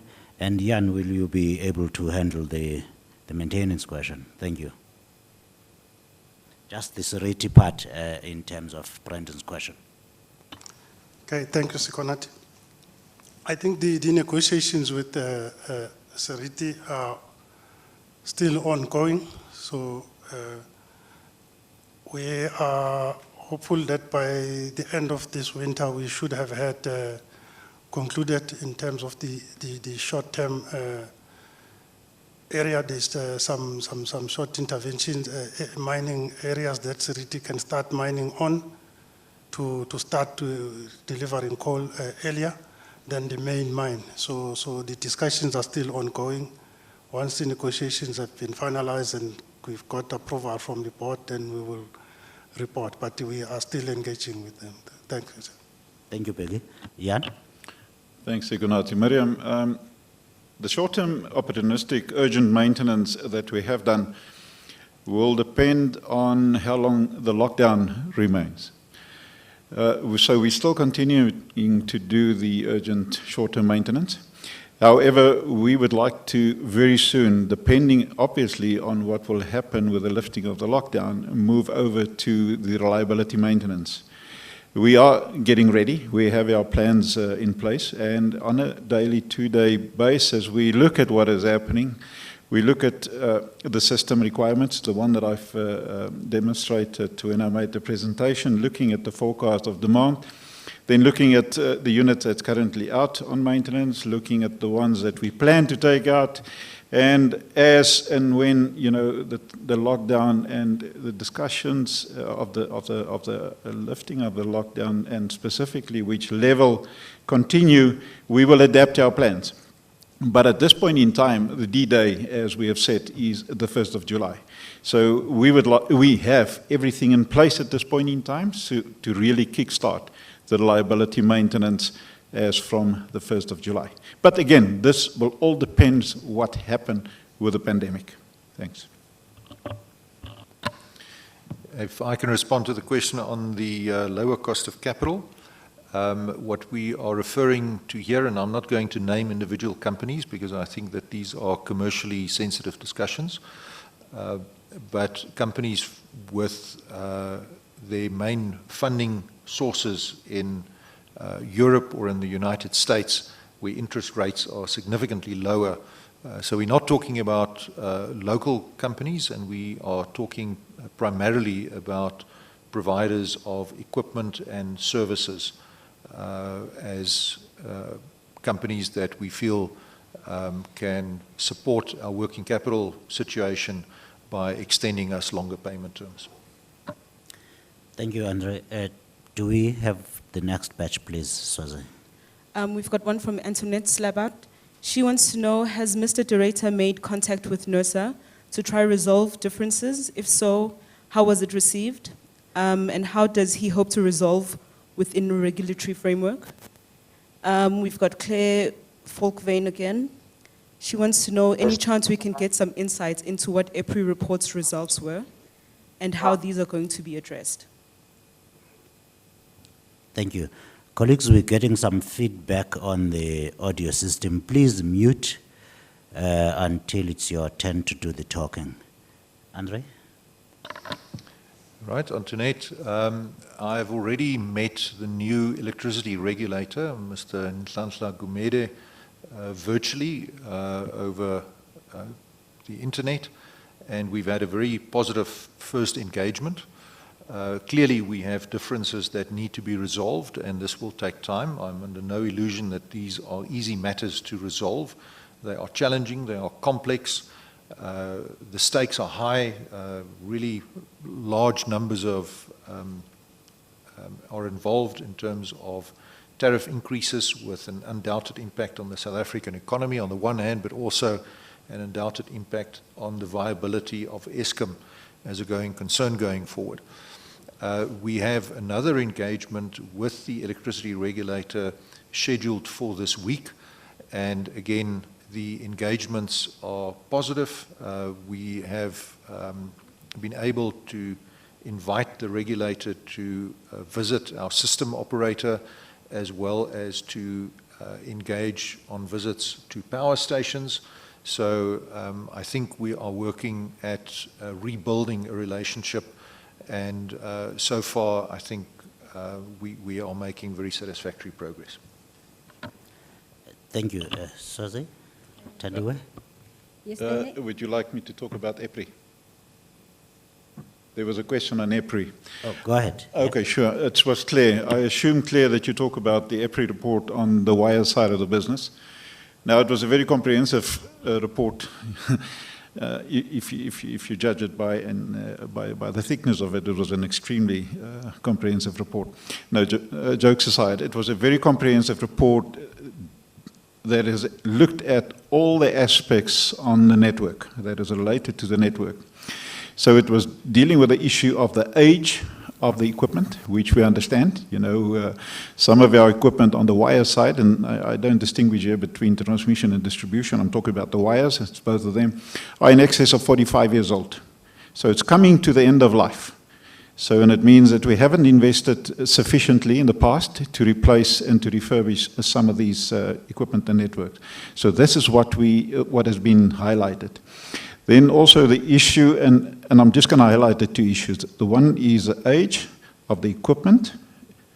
That is an important one. And we went to the board just to quickly give an update. Distribution as well as transmission went to the board and presented the recovery plans, so to speak, in terms of how to deal with the aging network. So there's been approval given. So we now have the plans in place on how to deal with the aging networks. But secondly, specifically that was highlighted in the EPRI report was the fact of aging, again, but protection systems. Now the protection system is the heart of the network. If you have any malfunction on the protection system, then you're at huge risk. And that is an area that is been highlighted. I was aware of that. And that is something that is actually receiving a lot of attention. Thanks. Thank you, and please go ahead, Tandiwe. Yes, the next question is from Angela. The question is, constrained capacity appears likely, considering Koeberg 800 megawatts, Camden 1,600 megawatts, and Kendall repairs. Your comments. Another question is from William Horn, and the question is Eskom still willing to commit to the CEO's statement earlier this month that Eskom only expects 3 days of load shedding during Q3? And the next question is from Alexander Winning. The question is the projected loss for financial year 2020 still 20 billion rand? What is the latest on the force majeure notices sent to wind farms and coal suppliers during the COVID-19 lockdown? I understand that wind farms have invoiced Eskom for power despite the notices. Thank you, Tandiwe. The questions about load shedding have been dealt with it. Do you want to quickly summarize, please, Andre? Yes, if I can answer, William, the answer is yes. Thank you.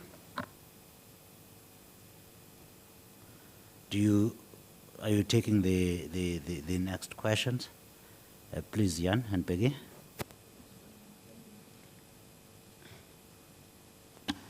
Okay, maybe to clarify, Koeberg, like we indicated, is on cold reserve, so which it means then, based on we see the capacity, we have time to return. That Koeberg unit is still available for use before we shut it down for an outage. So currently we are meeting the demand, so we know where we would need the Koeberg unit to be brought back, like Jan indicated, in the next 6 weeks. The Camden power station being off, it is modeled as well on the capacity currently. So for us, it's just now to continue with the forecast to work with our project team to finalize, expedite the construction of the new dam, and while also making some new other measures as well to move the ash into the older part of the dam. So the capacity of Koeberg is part of the plan, and then also the Camden one, like we said, we will want to bring the unit back just after winter. If there's opportunity, we will start early to bring each unit back online, but it is modeled currently into the capacity plan. Thank you. Thanks. If I can just talk about the force majeure. It's currently in place up until the end of May. That is what we have declared. So we are currently in the process of reviewing the situation, but as we have indicated today, the demand has increased. This is not saying that means we're going to lift it. So we're in the process to discuss it. We're also in the process to discuss it with some of the affected mines. So we will come back shortly and discuss and make we will say what it's all about and what's going to happen. If I can address the question on the results, we have not yet finalized our results for the FY20 financial year, and consequently we can't disclose what those results are, but I think suffice it to say that we expect to be profitable at an operating profit level, so with other words, earnings before interest and taxes. But once you add the cost of servicing our debt, it is likely that that will result in a loss-making situation. So that just underscores the importance of addressing as soon as possible the debt burden that Eskom carries. Thank you, Andre. Do you have any more questions, Soze? Yes, we do, Skanati. We've got one from Miriam Issa. She wants to know, what demand assumptions was the forecast for 3 days of stage 1 winter load shedding based on? And then Lamiz Omaji wants to know, can clarity please be provided on the difference between reliability maintenance and short-term maintenance? What do the two entail? And then one from Elaine Mills. She wants to know, has Eskom approached the World Bank to have terms of its $3.7 billion loan of Medupi revised? Thank you. Andre? I'm going to ask Becky to address the demand assumptions for the 3 days of load shedding. I believe there was a slide in the presentation that conveyed that in quite some detail, so maybe we can just put that slide up again to make sure that the questioner understands. And then, Becky, if you can also address the reliability versus short-term, the whole issue between preventive maintenance and corrective maintenance. I think it's important that people understand the difference between those two terminologies. Thank you. I think the starting point for the demand is coming from the forecast based on what the forecast is saying. That's how which come from the system operator. So on each day, then it will give us the number, and we look at what is available, number of available generators to meet that capacity. So based on that, then on a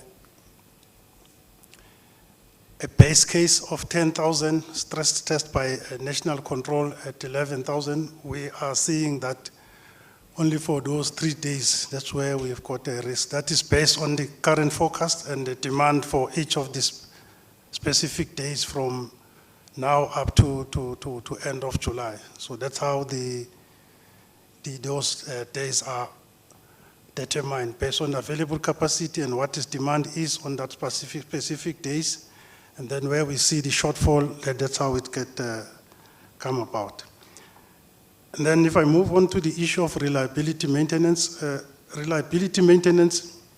it entails, the long-term maintenance, which is part of the preventative nature for the future, where we will do, if there is some replacement that need to be done on the plant, you will do that. And then you maintain the plant like the turbines for the next 10 years, that you only open it again in 10 years' time. So that's what the reliability that we talk about. It's a long-term maintenance of the plant for the longer duration. And then the short-term maintenance that we refer to, it's mainly, if you, in a maintenance environment, we'll refer to it as corrective maintenance mostly. It's the specific defects that you have on the plant that you cannot address with the plant while it's running for whatever consideration, mainly safety or whatever. You need the plant to be down.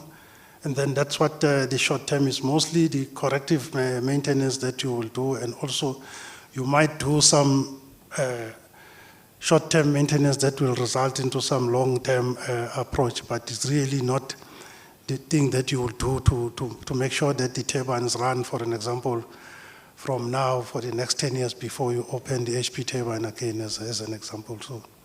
So that's the difference between the two. Thanks. Miriam, just to answer your question specifically on what the 3 days of load shedding was based on, it's on a residual peak in July of 32,544 forecast. Thank you. Before I deal with a question on the World Bank, I'd just like to add a bit of color. Coming in new into Eskom, I was very impressed with the statistical modeling that I saw at the system operator, where there is a massive information that goes into determining what the demand forecast is going to be. This includes inputs from our major industrial customers, their usage patterns, their maintenance schedules, but also things like school holidays, cold fronts, snow on the Drakensberg. All of these things are incorporated into these models. So there's a very high degree of correlation between what the models predict and what the actual consumption is. We've been at this game for almost 100 years, so by now we have a reasonable understanding of what the market demand is going to be. But the exception, of course, is with the lockdown that really changed demand patterns very significantly, and that's the pattern that we are navigating at the moment. As far as the Eskom relationship with the World Bank is concerned, I would say that it's very good, it's very open, it's very constructive. We engage regularly. I have had discussions with local management of the World Bank quite recently, and I will also be engaging with very senior officials of the World Bank next week. And we are continuously clarifying, exploring, and making sure that we remain aligned and committed on the various terms of the agreements that we have entered into. So I would characterize the relationship as being very open and constructive. Thank you, Andre. Please go ahead, Taniwe, with the next batch. Just a second. Colleagues, we seem to be getting questions from the same people. I would like those who haven't asked, we have very limited time for one-on-one interviews, to use this opportunity, and I hope nobody is having any connection problems. Thank you. This is a question from Alex Winning. The CEO's presentation gave us an objective, a debt balance of 200 billion rand, closing cash balance of 30 billion rand, and EBITDA margin of 35%. Over what time frame does Eskom aim to arrive at those financial indicators? And then another question from Kusile. Why did Eskom wait till Camden shut down before the ash dam is sorted out? And then the next question is from Aileen Miss. The question is Eskom seeking not to have to implement flue gas desulfurization at Medupi by 2025? How much will it cost to implement this, and what alternative proposal has Eskom tabled? Thank you, Taniwe.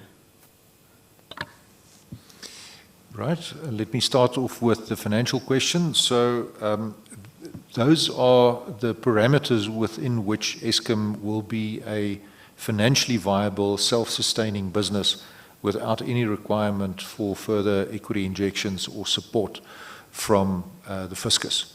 So we aim to achieve those objectives, and it's a mix of addressing our top line, and that's a mix of volume versus unit margin or tariffs, which we are engaging with NERSA on, and also, of course, eliminating load shedding so that we can sell the megawatts that we generate, very importantly, cutting our costs, and then making sure that we convert the energy from coal and also from other sources as efficiently as possible in order to expand our EBITDA margin. When we will be able to achieve that, I would not wish to give you firm guidance on that at this point in time. That is the outline of what a financially sustainable Eskom would look like. So it's a combination of revenue, profitability, and a dramatically stabilized balance sheet in terms of its debt capacity. So that is what we are aiming for, and if you look at the key elements of our strategic priorities, those are the issues that we are addressing quite actively as we proceed. Thank you.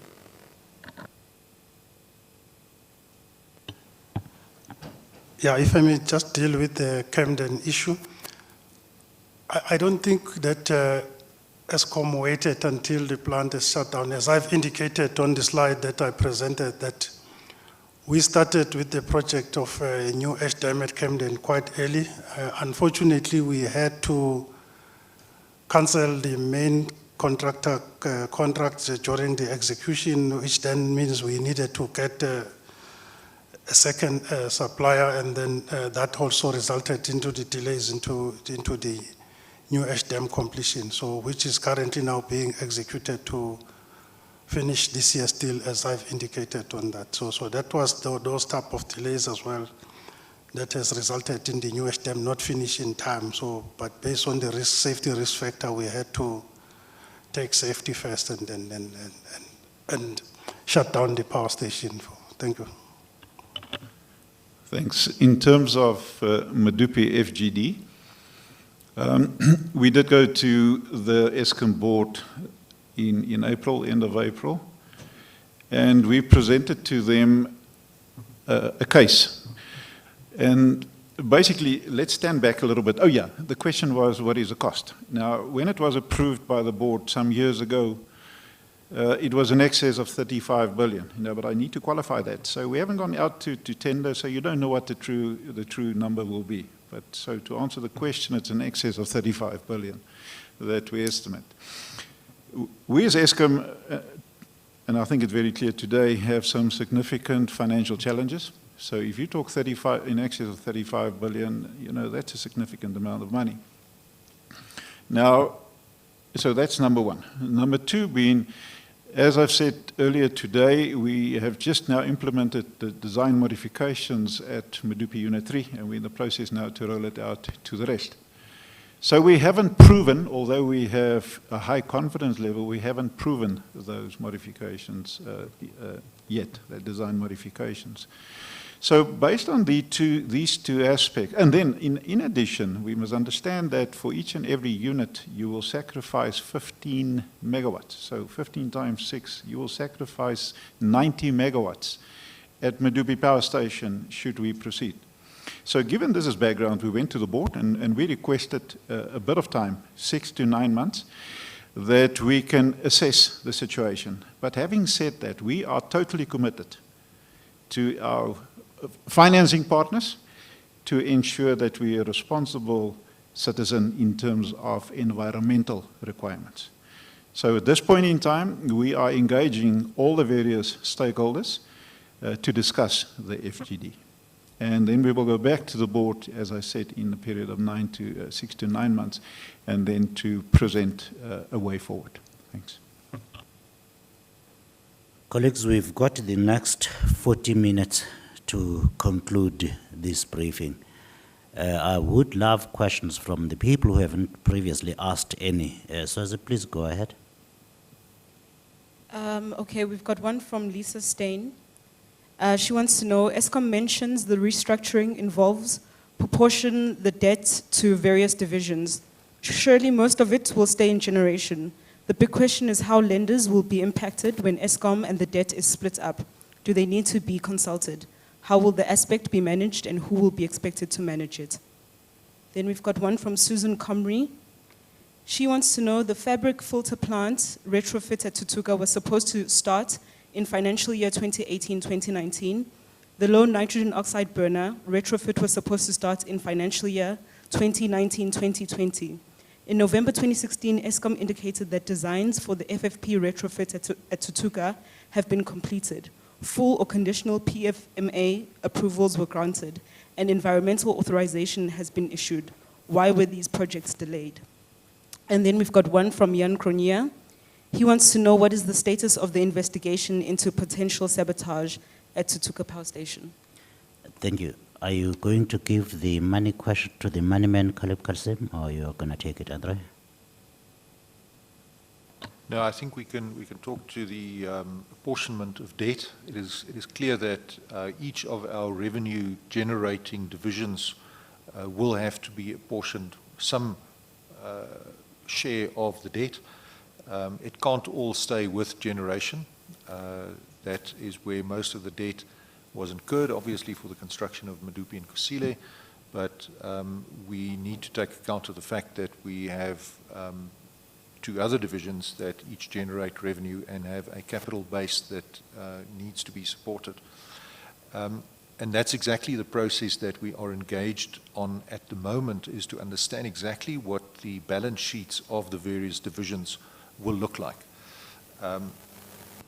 Part of the reason for opting for a divisionalization approach rather than an immediate legal separation is exactly our understanding that a precipitous legal unbundling would have created enormous concerns amongst our lender base, in particular as regards the security over the assets that we've got and how those would be apportioned, as well as understanding how their agreements would be impacted.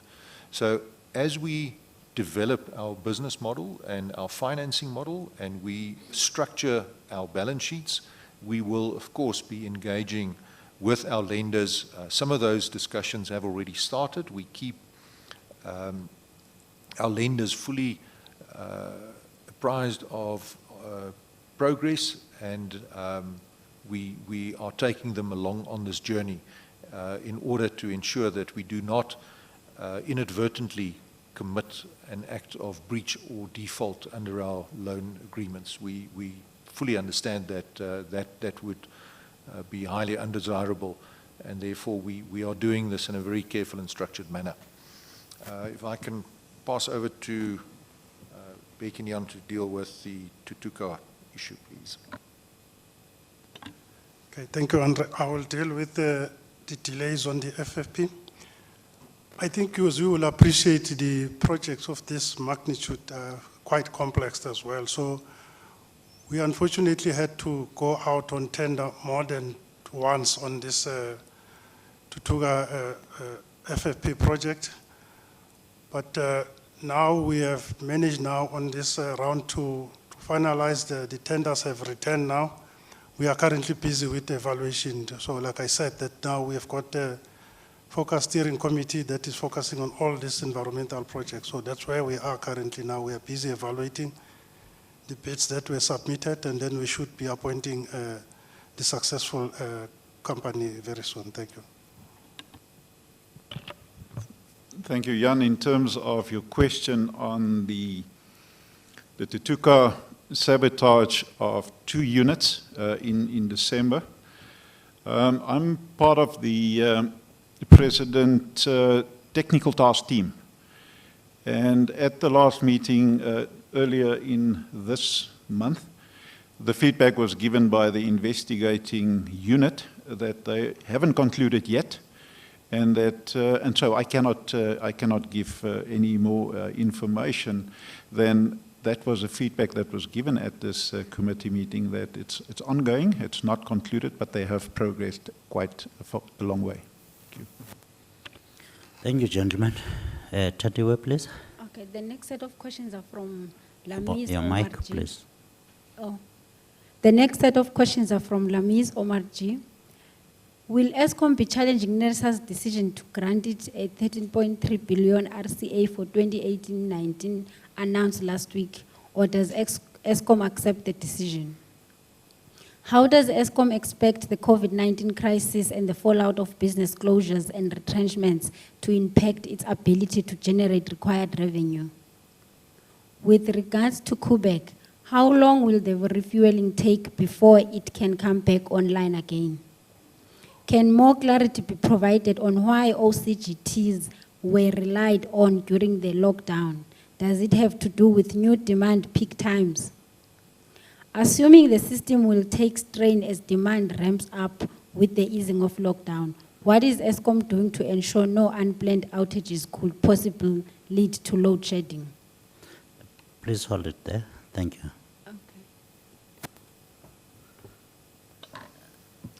All right, thank you very much. We've obviously taken note of the NERSA decision on the tariffs and the 13 billion rand that was determined. It is short of our request.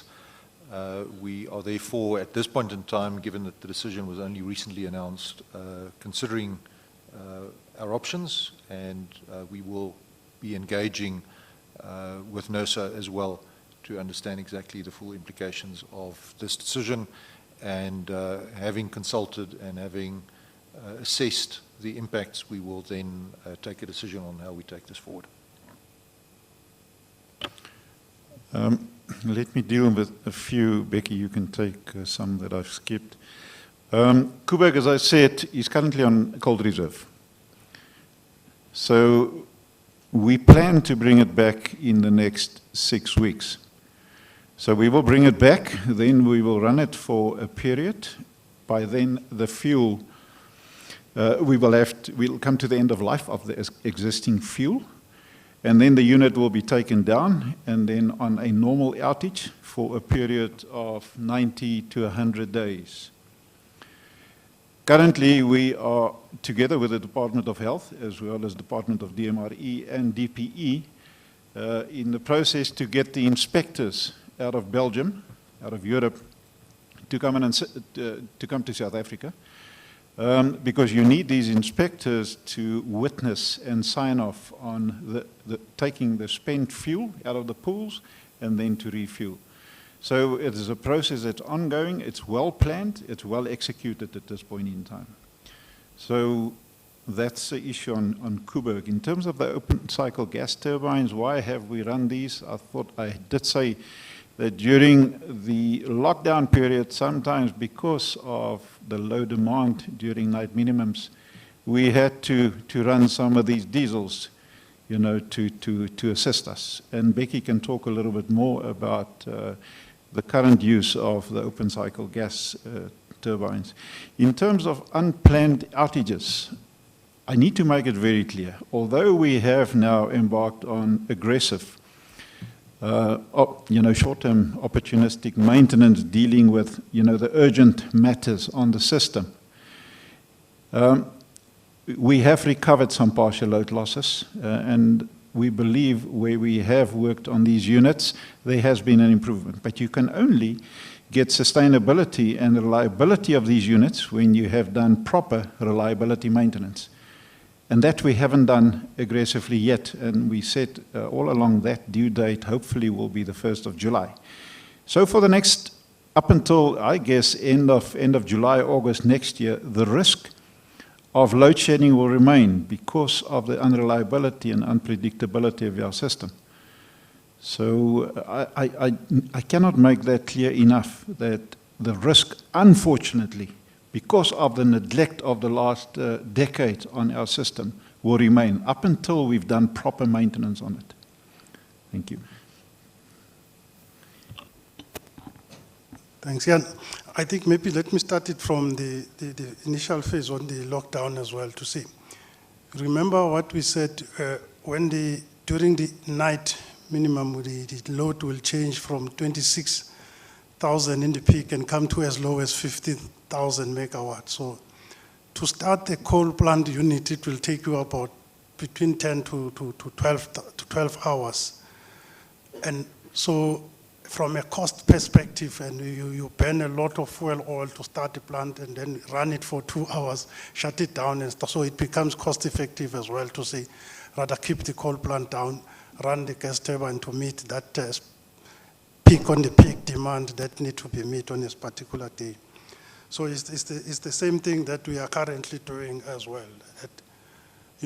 You'll find that the demand is about 29,000 for a day, but peak on peak it might go to 30,000. So, and it's for a shorter period, and then that's when we use these peak generators to meet that peak in the peak period. So long as it is used in that fashion, I think it's an efficient way of managing the system. Thank you. Thank you, Peggy. Taliwe, do you want to proceed, please? Yes. How will the shutting down of 2 units at Kendal and Camden units impact Eskom's ability to meet demand after lockdown? With more financial institutions indicating they are moving away from investing in coal, how might this impact Eskom's ability to raise required funds from the market? Might this push Eskom towards moving to renewable energy generation? And the next ones are from Terence Creamer. Please, could you name the divisional MDs? Why is IPP renegotiation a priority given that Eskom has acknowledged that this is a pass-through cost? What is the time frame for the negotiations? And what is the role of DMRE as it procured the energy in the first place? Thank you. Peggy, the matter about Camden and Kendal, in summary, you dealt with it extensively. Please. Thank you, Sikonati. I think Camden, like I said, we're not shutting down 2 units. Unit 1 is currently running. We have done an outage, so Unit 1 is in compliance. It's only Unit 5 that we are busy with it currently, that is on an outage, busy with a major upgrade on that. And then the Camden situations, as I've also dealt with, that as we are modeling the capacity plan, we have also factored the impact of Camden units that are currently off. And then as we are creating the space, we will gradually bring those units back online as well as part of is part of the plan. Thanks. Thank you. Are you able to take the rest of the questions, gentlemen? Go ahead. Yeah. Right. Let me deal with the implications of financial institutions increasingly moving away from funding coal projects. That is definitely a global trend, and it's an accelerating global trend. I think it's fair to emphasize that most of these announcements relate to new projects, new coal-fired projects, and not necessarily to the funding of an existing coal-based operator. So while it is a trend that we have definitely noted, and we are very aware of it, it is not something that at this point in time we think will prevent us from accessing debt markets to support our lending program going forward. Having said all of that, I think it is clear that increasingly as we retire older power stations, the availability of funds to replace, whether it's by Eskom or by private investors, such capacity with coal-fired capacity is going to become constrained from an availability of financing perspective. And hence there is a strong trend supported by the financial fraternity to support renewables, and we can expect that this will result in an increasing complement of renewable energy technologies being deployed in order to support generation requirements going forward. So very much a mega trend in the financial world that we need to take account of. If I can name the divisional MDs, you are looking at one of them, Mr. Beki Nkumalo, who is the Divisional Managing Director of Generation, Mr. Segamotso Skeepers, who is the Divisional MD responsible for the transmission business. And then we are also joined today by Mr. Monde Bala, who is the Divisional MD responsible for distribution. When it comes to the IPP renegotiations, this is a highly complex issue, and one needs to unpack the tariffing structure and the allowance in the NERSA tariff determination for the recovery of IPP costs. To the extent that that allowance is inadequate compared to the cost of Eskom generating that same electricity, because I think it's important to stress that we can't assume that IPPs generate, particularly for bid window 1 and 2, generate electricity at a cost that is so significantly in excess without taking into account the fact that Eskom itself would have spent money on generating that replacement electricity and putting in place that substitution capacity to meet the demand that is currently being met by IPPs. Having said all of that, I think that there is an opportunity for us to request IPPs to look at potentially refinancing. We think that some of the financing arrangements are potentially suboptimal, and that there are opportunities to lower the financing cost and thereby also reduce the costs paid by Eskom to those IPPs. So early days, the first engagements have taken place, and we are cautiously optimistic that I think with the assistance of the DMRE as well as the IPP office, that we will be able to arrive at an acceptable outcome that serves the needs of the country, but also serves the needs of the investment community by allowing adequate investment certainty on these projects, and that process is therefore continuing. As far as the role of the DMRE in enabling procurement is concerned, I would recommend that you address those questions to the DMRE. That is not within my purview. Thank you, Ian. Are you able to proceed? Okay. We've got one from Lisa Stain. She wants to know, the Hillside contract expires in July.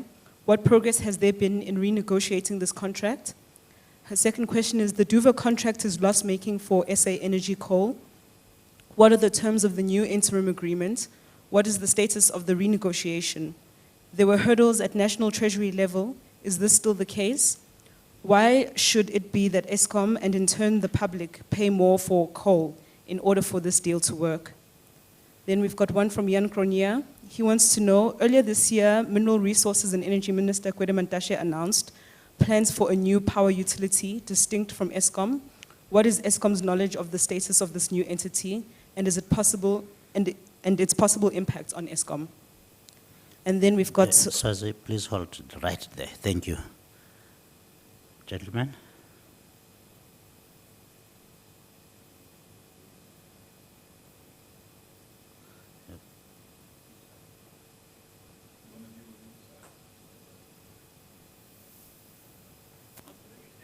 Please come over here, sir. We are inviting Mr. Monde Bala, who is head of the distribution business, to come and address the question on Hillside contract renegotiation. Thanks, Andre. Thanks, colleagues. On the Hillside contract. Go ahead, please. Yeah, on the Hillside contract, we are aware that the contract is expiring in July. We have taken through our approval process the recommendation to NERSA for some extension. I must stress that there is a need for us to finalize on the long-term pricing framework. That's what will give us the long-term sustainability of the matter. I think for now, the matter is out of Eskom's hands. It's in the hands of the regulator for a final decision. Thank you. Thank you, Monde. By the way, that's Monde is the MD of distribution, in case you were wondering. Thank you, Monde. That was all the questions in that round. Please, let's take the last two rounds, colleagues. Okay. The next question Sorry, is from... Sikonati, I think you missed a couple of questions there. Thank you, Andrew. Go ahead. There is the Duva coal procurement one, which I think we've dealt with. If Lisa, if you've got further questions on that, I think let's take it offline and we can engage with you and explain. But it's I think important to when we look at coal pricing, to understand that coal is not an homogeneous commodity. Some of our coal contracts are very competitively priced. Others are priced at levels that are too high in our view. And we should therefore not look at all of our coal contracts through a single lens. We need to look at coal contracts individually and understand what the cost structures are, what the calorific value is, what the coal quality is, and then compare to benchmarks that we've got internally, assess what the appropriate coal price would be for a particular supply to a particular power station. And I can assure you that that process is currently undergoing a lot of scrutiny. We understand where there are coal contracts that are priced too high, and we have already engaged with those suppliers with a view to renegotiating those contracts. So that process is on the go, and it's being very tightly monitored by Becky, also by Jan, as well as by myself. With regards to Jan's question about a second public power utility, we have obviously taken note of this. At this point in time, we will await further announcements by the DMRE in this regard, and once that is clarified and we understand what the position is, then we will be able to respond to the policy position adopted by our shareholder, and that is obviously ultimately where decisions of matters of policy are made, and that is not for us to comment on or criticize. Thank you. second last round, please. The next question is from Susan Comrie, and the question is, Minister Mantashe recently announced that government was open to receiving proposals for 2,500 megawatts of new nuclear power. Will Eskom oversee the new nuclear build program, or will it fall under Energy Department? And what is the status of this program? And the next question is from Antoinette. Are you not at risk of suppressing demand due to increasing tariffs if court challenges succeed and thereby losing sales volumes? Thank you. Just before you go, Swazi, you got any? There was just one more from Lisa. She wanted to know, when does Eskom expect the unbundling to be completed? Okay, this will be the very last one. If there is anyone whose question has not been read at all, can you find it? And that's it. Okay. Go ahead, please.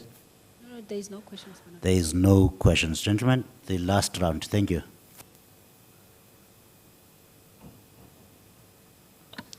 In accordance with applicable legislation that is currently in place, Eskom is the designated operator of nuclear generation in South Africa. That position has as yet not changed, and depending on how the nuclear build program, if any, is rolled out, Eskom will be involved unless and until the legislation changes that particular status. Jan, anything that you'd like to add? Okay, Jan confirms. Antoinette, when you benchmark Eskom tariffs against international tariffs, it is clear that Eskom tariffs, as levied by Eskom, and I have to stress this, and not by municipalities, are still very low, and they are therefore, I don't think, at a level where they suppress demand. We have done economic modeling on the price elasticity of electricity tariffs, and in our view, there is a very limited risk of demand destruction. Having said that, an appropriate response by electricity consumers in terms of utilizing energy and electricity specifically more efficiently by implementing energy efficiency projects surely is a desirable outcome from an economic perspective as well as from an environmental perspective. And this is a pattern that we have seen repeated in Germany in particular, and that has not stood in the way of German economic development, Germany being the second largest exporter of manufactured goods in the world, in spite of having electricity tariffs that are at least double of what Eskom charges its customers.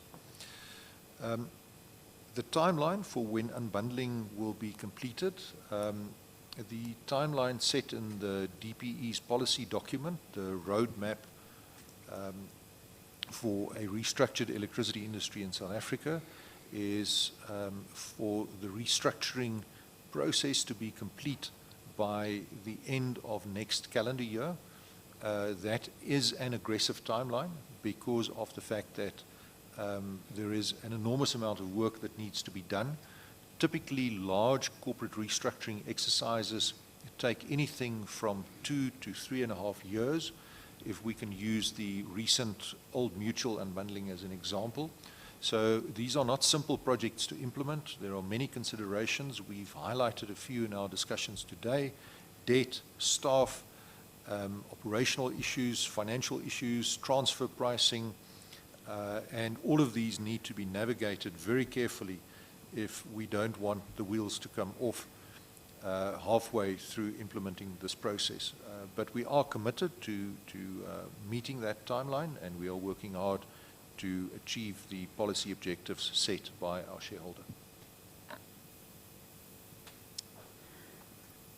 Swazi, you just have one last question, and after that, Andrea, I'm going to give you 2 minutes to give your key messages.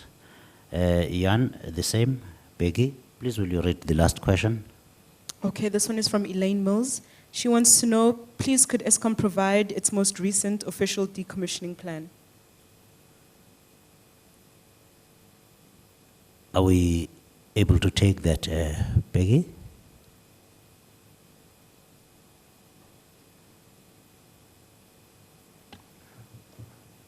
I think following proper governance, obviously we will have to, it's not a decision that I can take now, but in terms of the plans, it can be made public depending on the governance that allows us to do that from generation. Yeah. Maybe Andre can just add on that. Thank you. I think it's a very complex question to answer because it depends very much on the supplementary capacity that is made available as a result of inquiries to add additional capacity.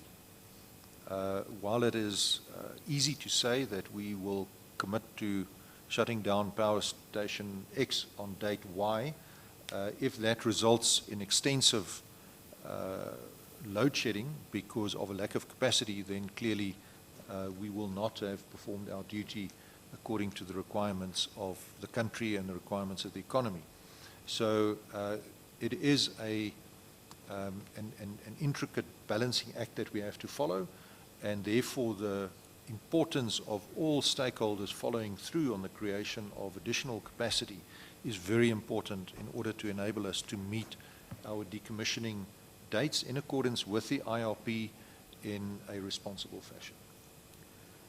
Thank you, Andre. Jan, any closing remark? Thanks, Sekunati.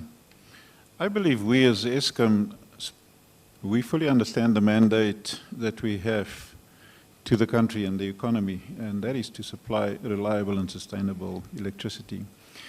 Now, I can assure the public of South Africa that commitment you have from Eskom, and I would like to really give recognition to all the colleagues that is working in Eskom tirelessly under very difficult situation and circumstances. At this point in time, I really salute you. Thanks. Thank you. Peggy, any closing words?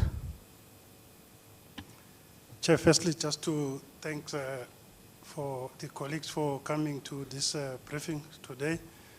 I think just to echo what Jan is saying is also demonstrate our commitment to being transparent with the South African public in terms of what we are doing, what challenges we are facing.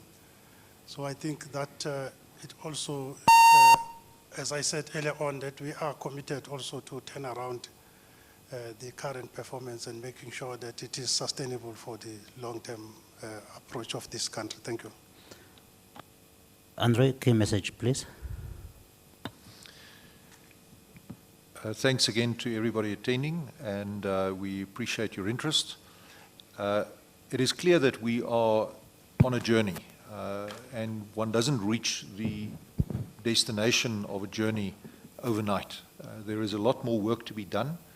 There is a lot of effort that needs to go into turning Eskom around, even while we change our structure, even while we explore different strategies, different options to become a sustainable, reliable supplier of electricity to South Africa.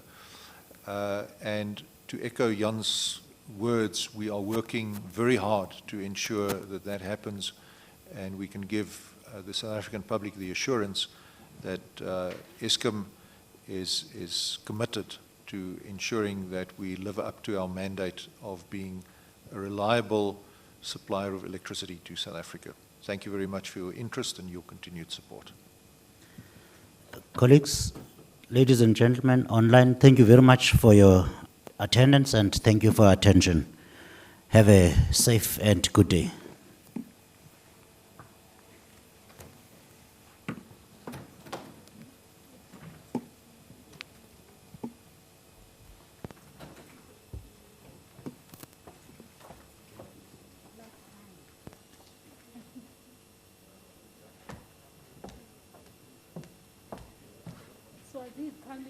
Schedule. So this coming with the schedule for interviews. So this coming.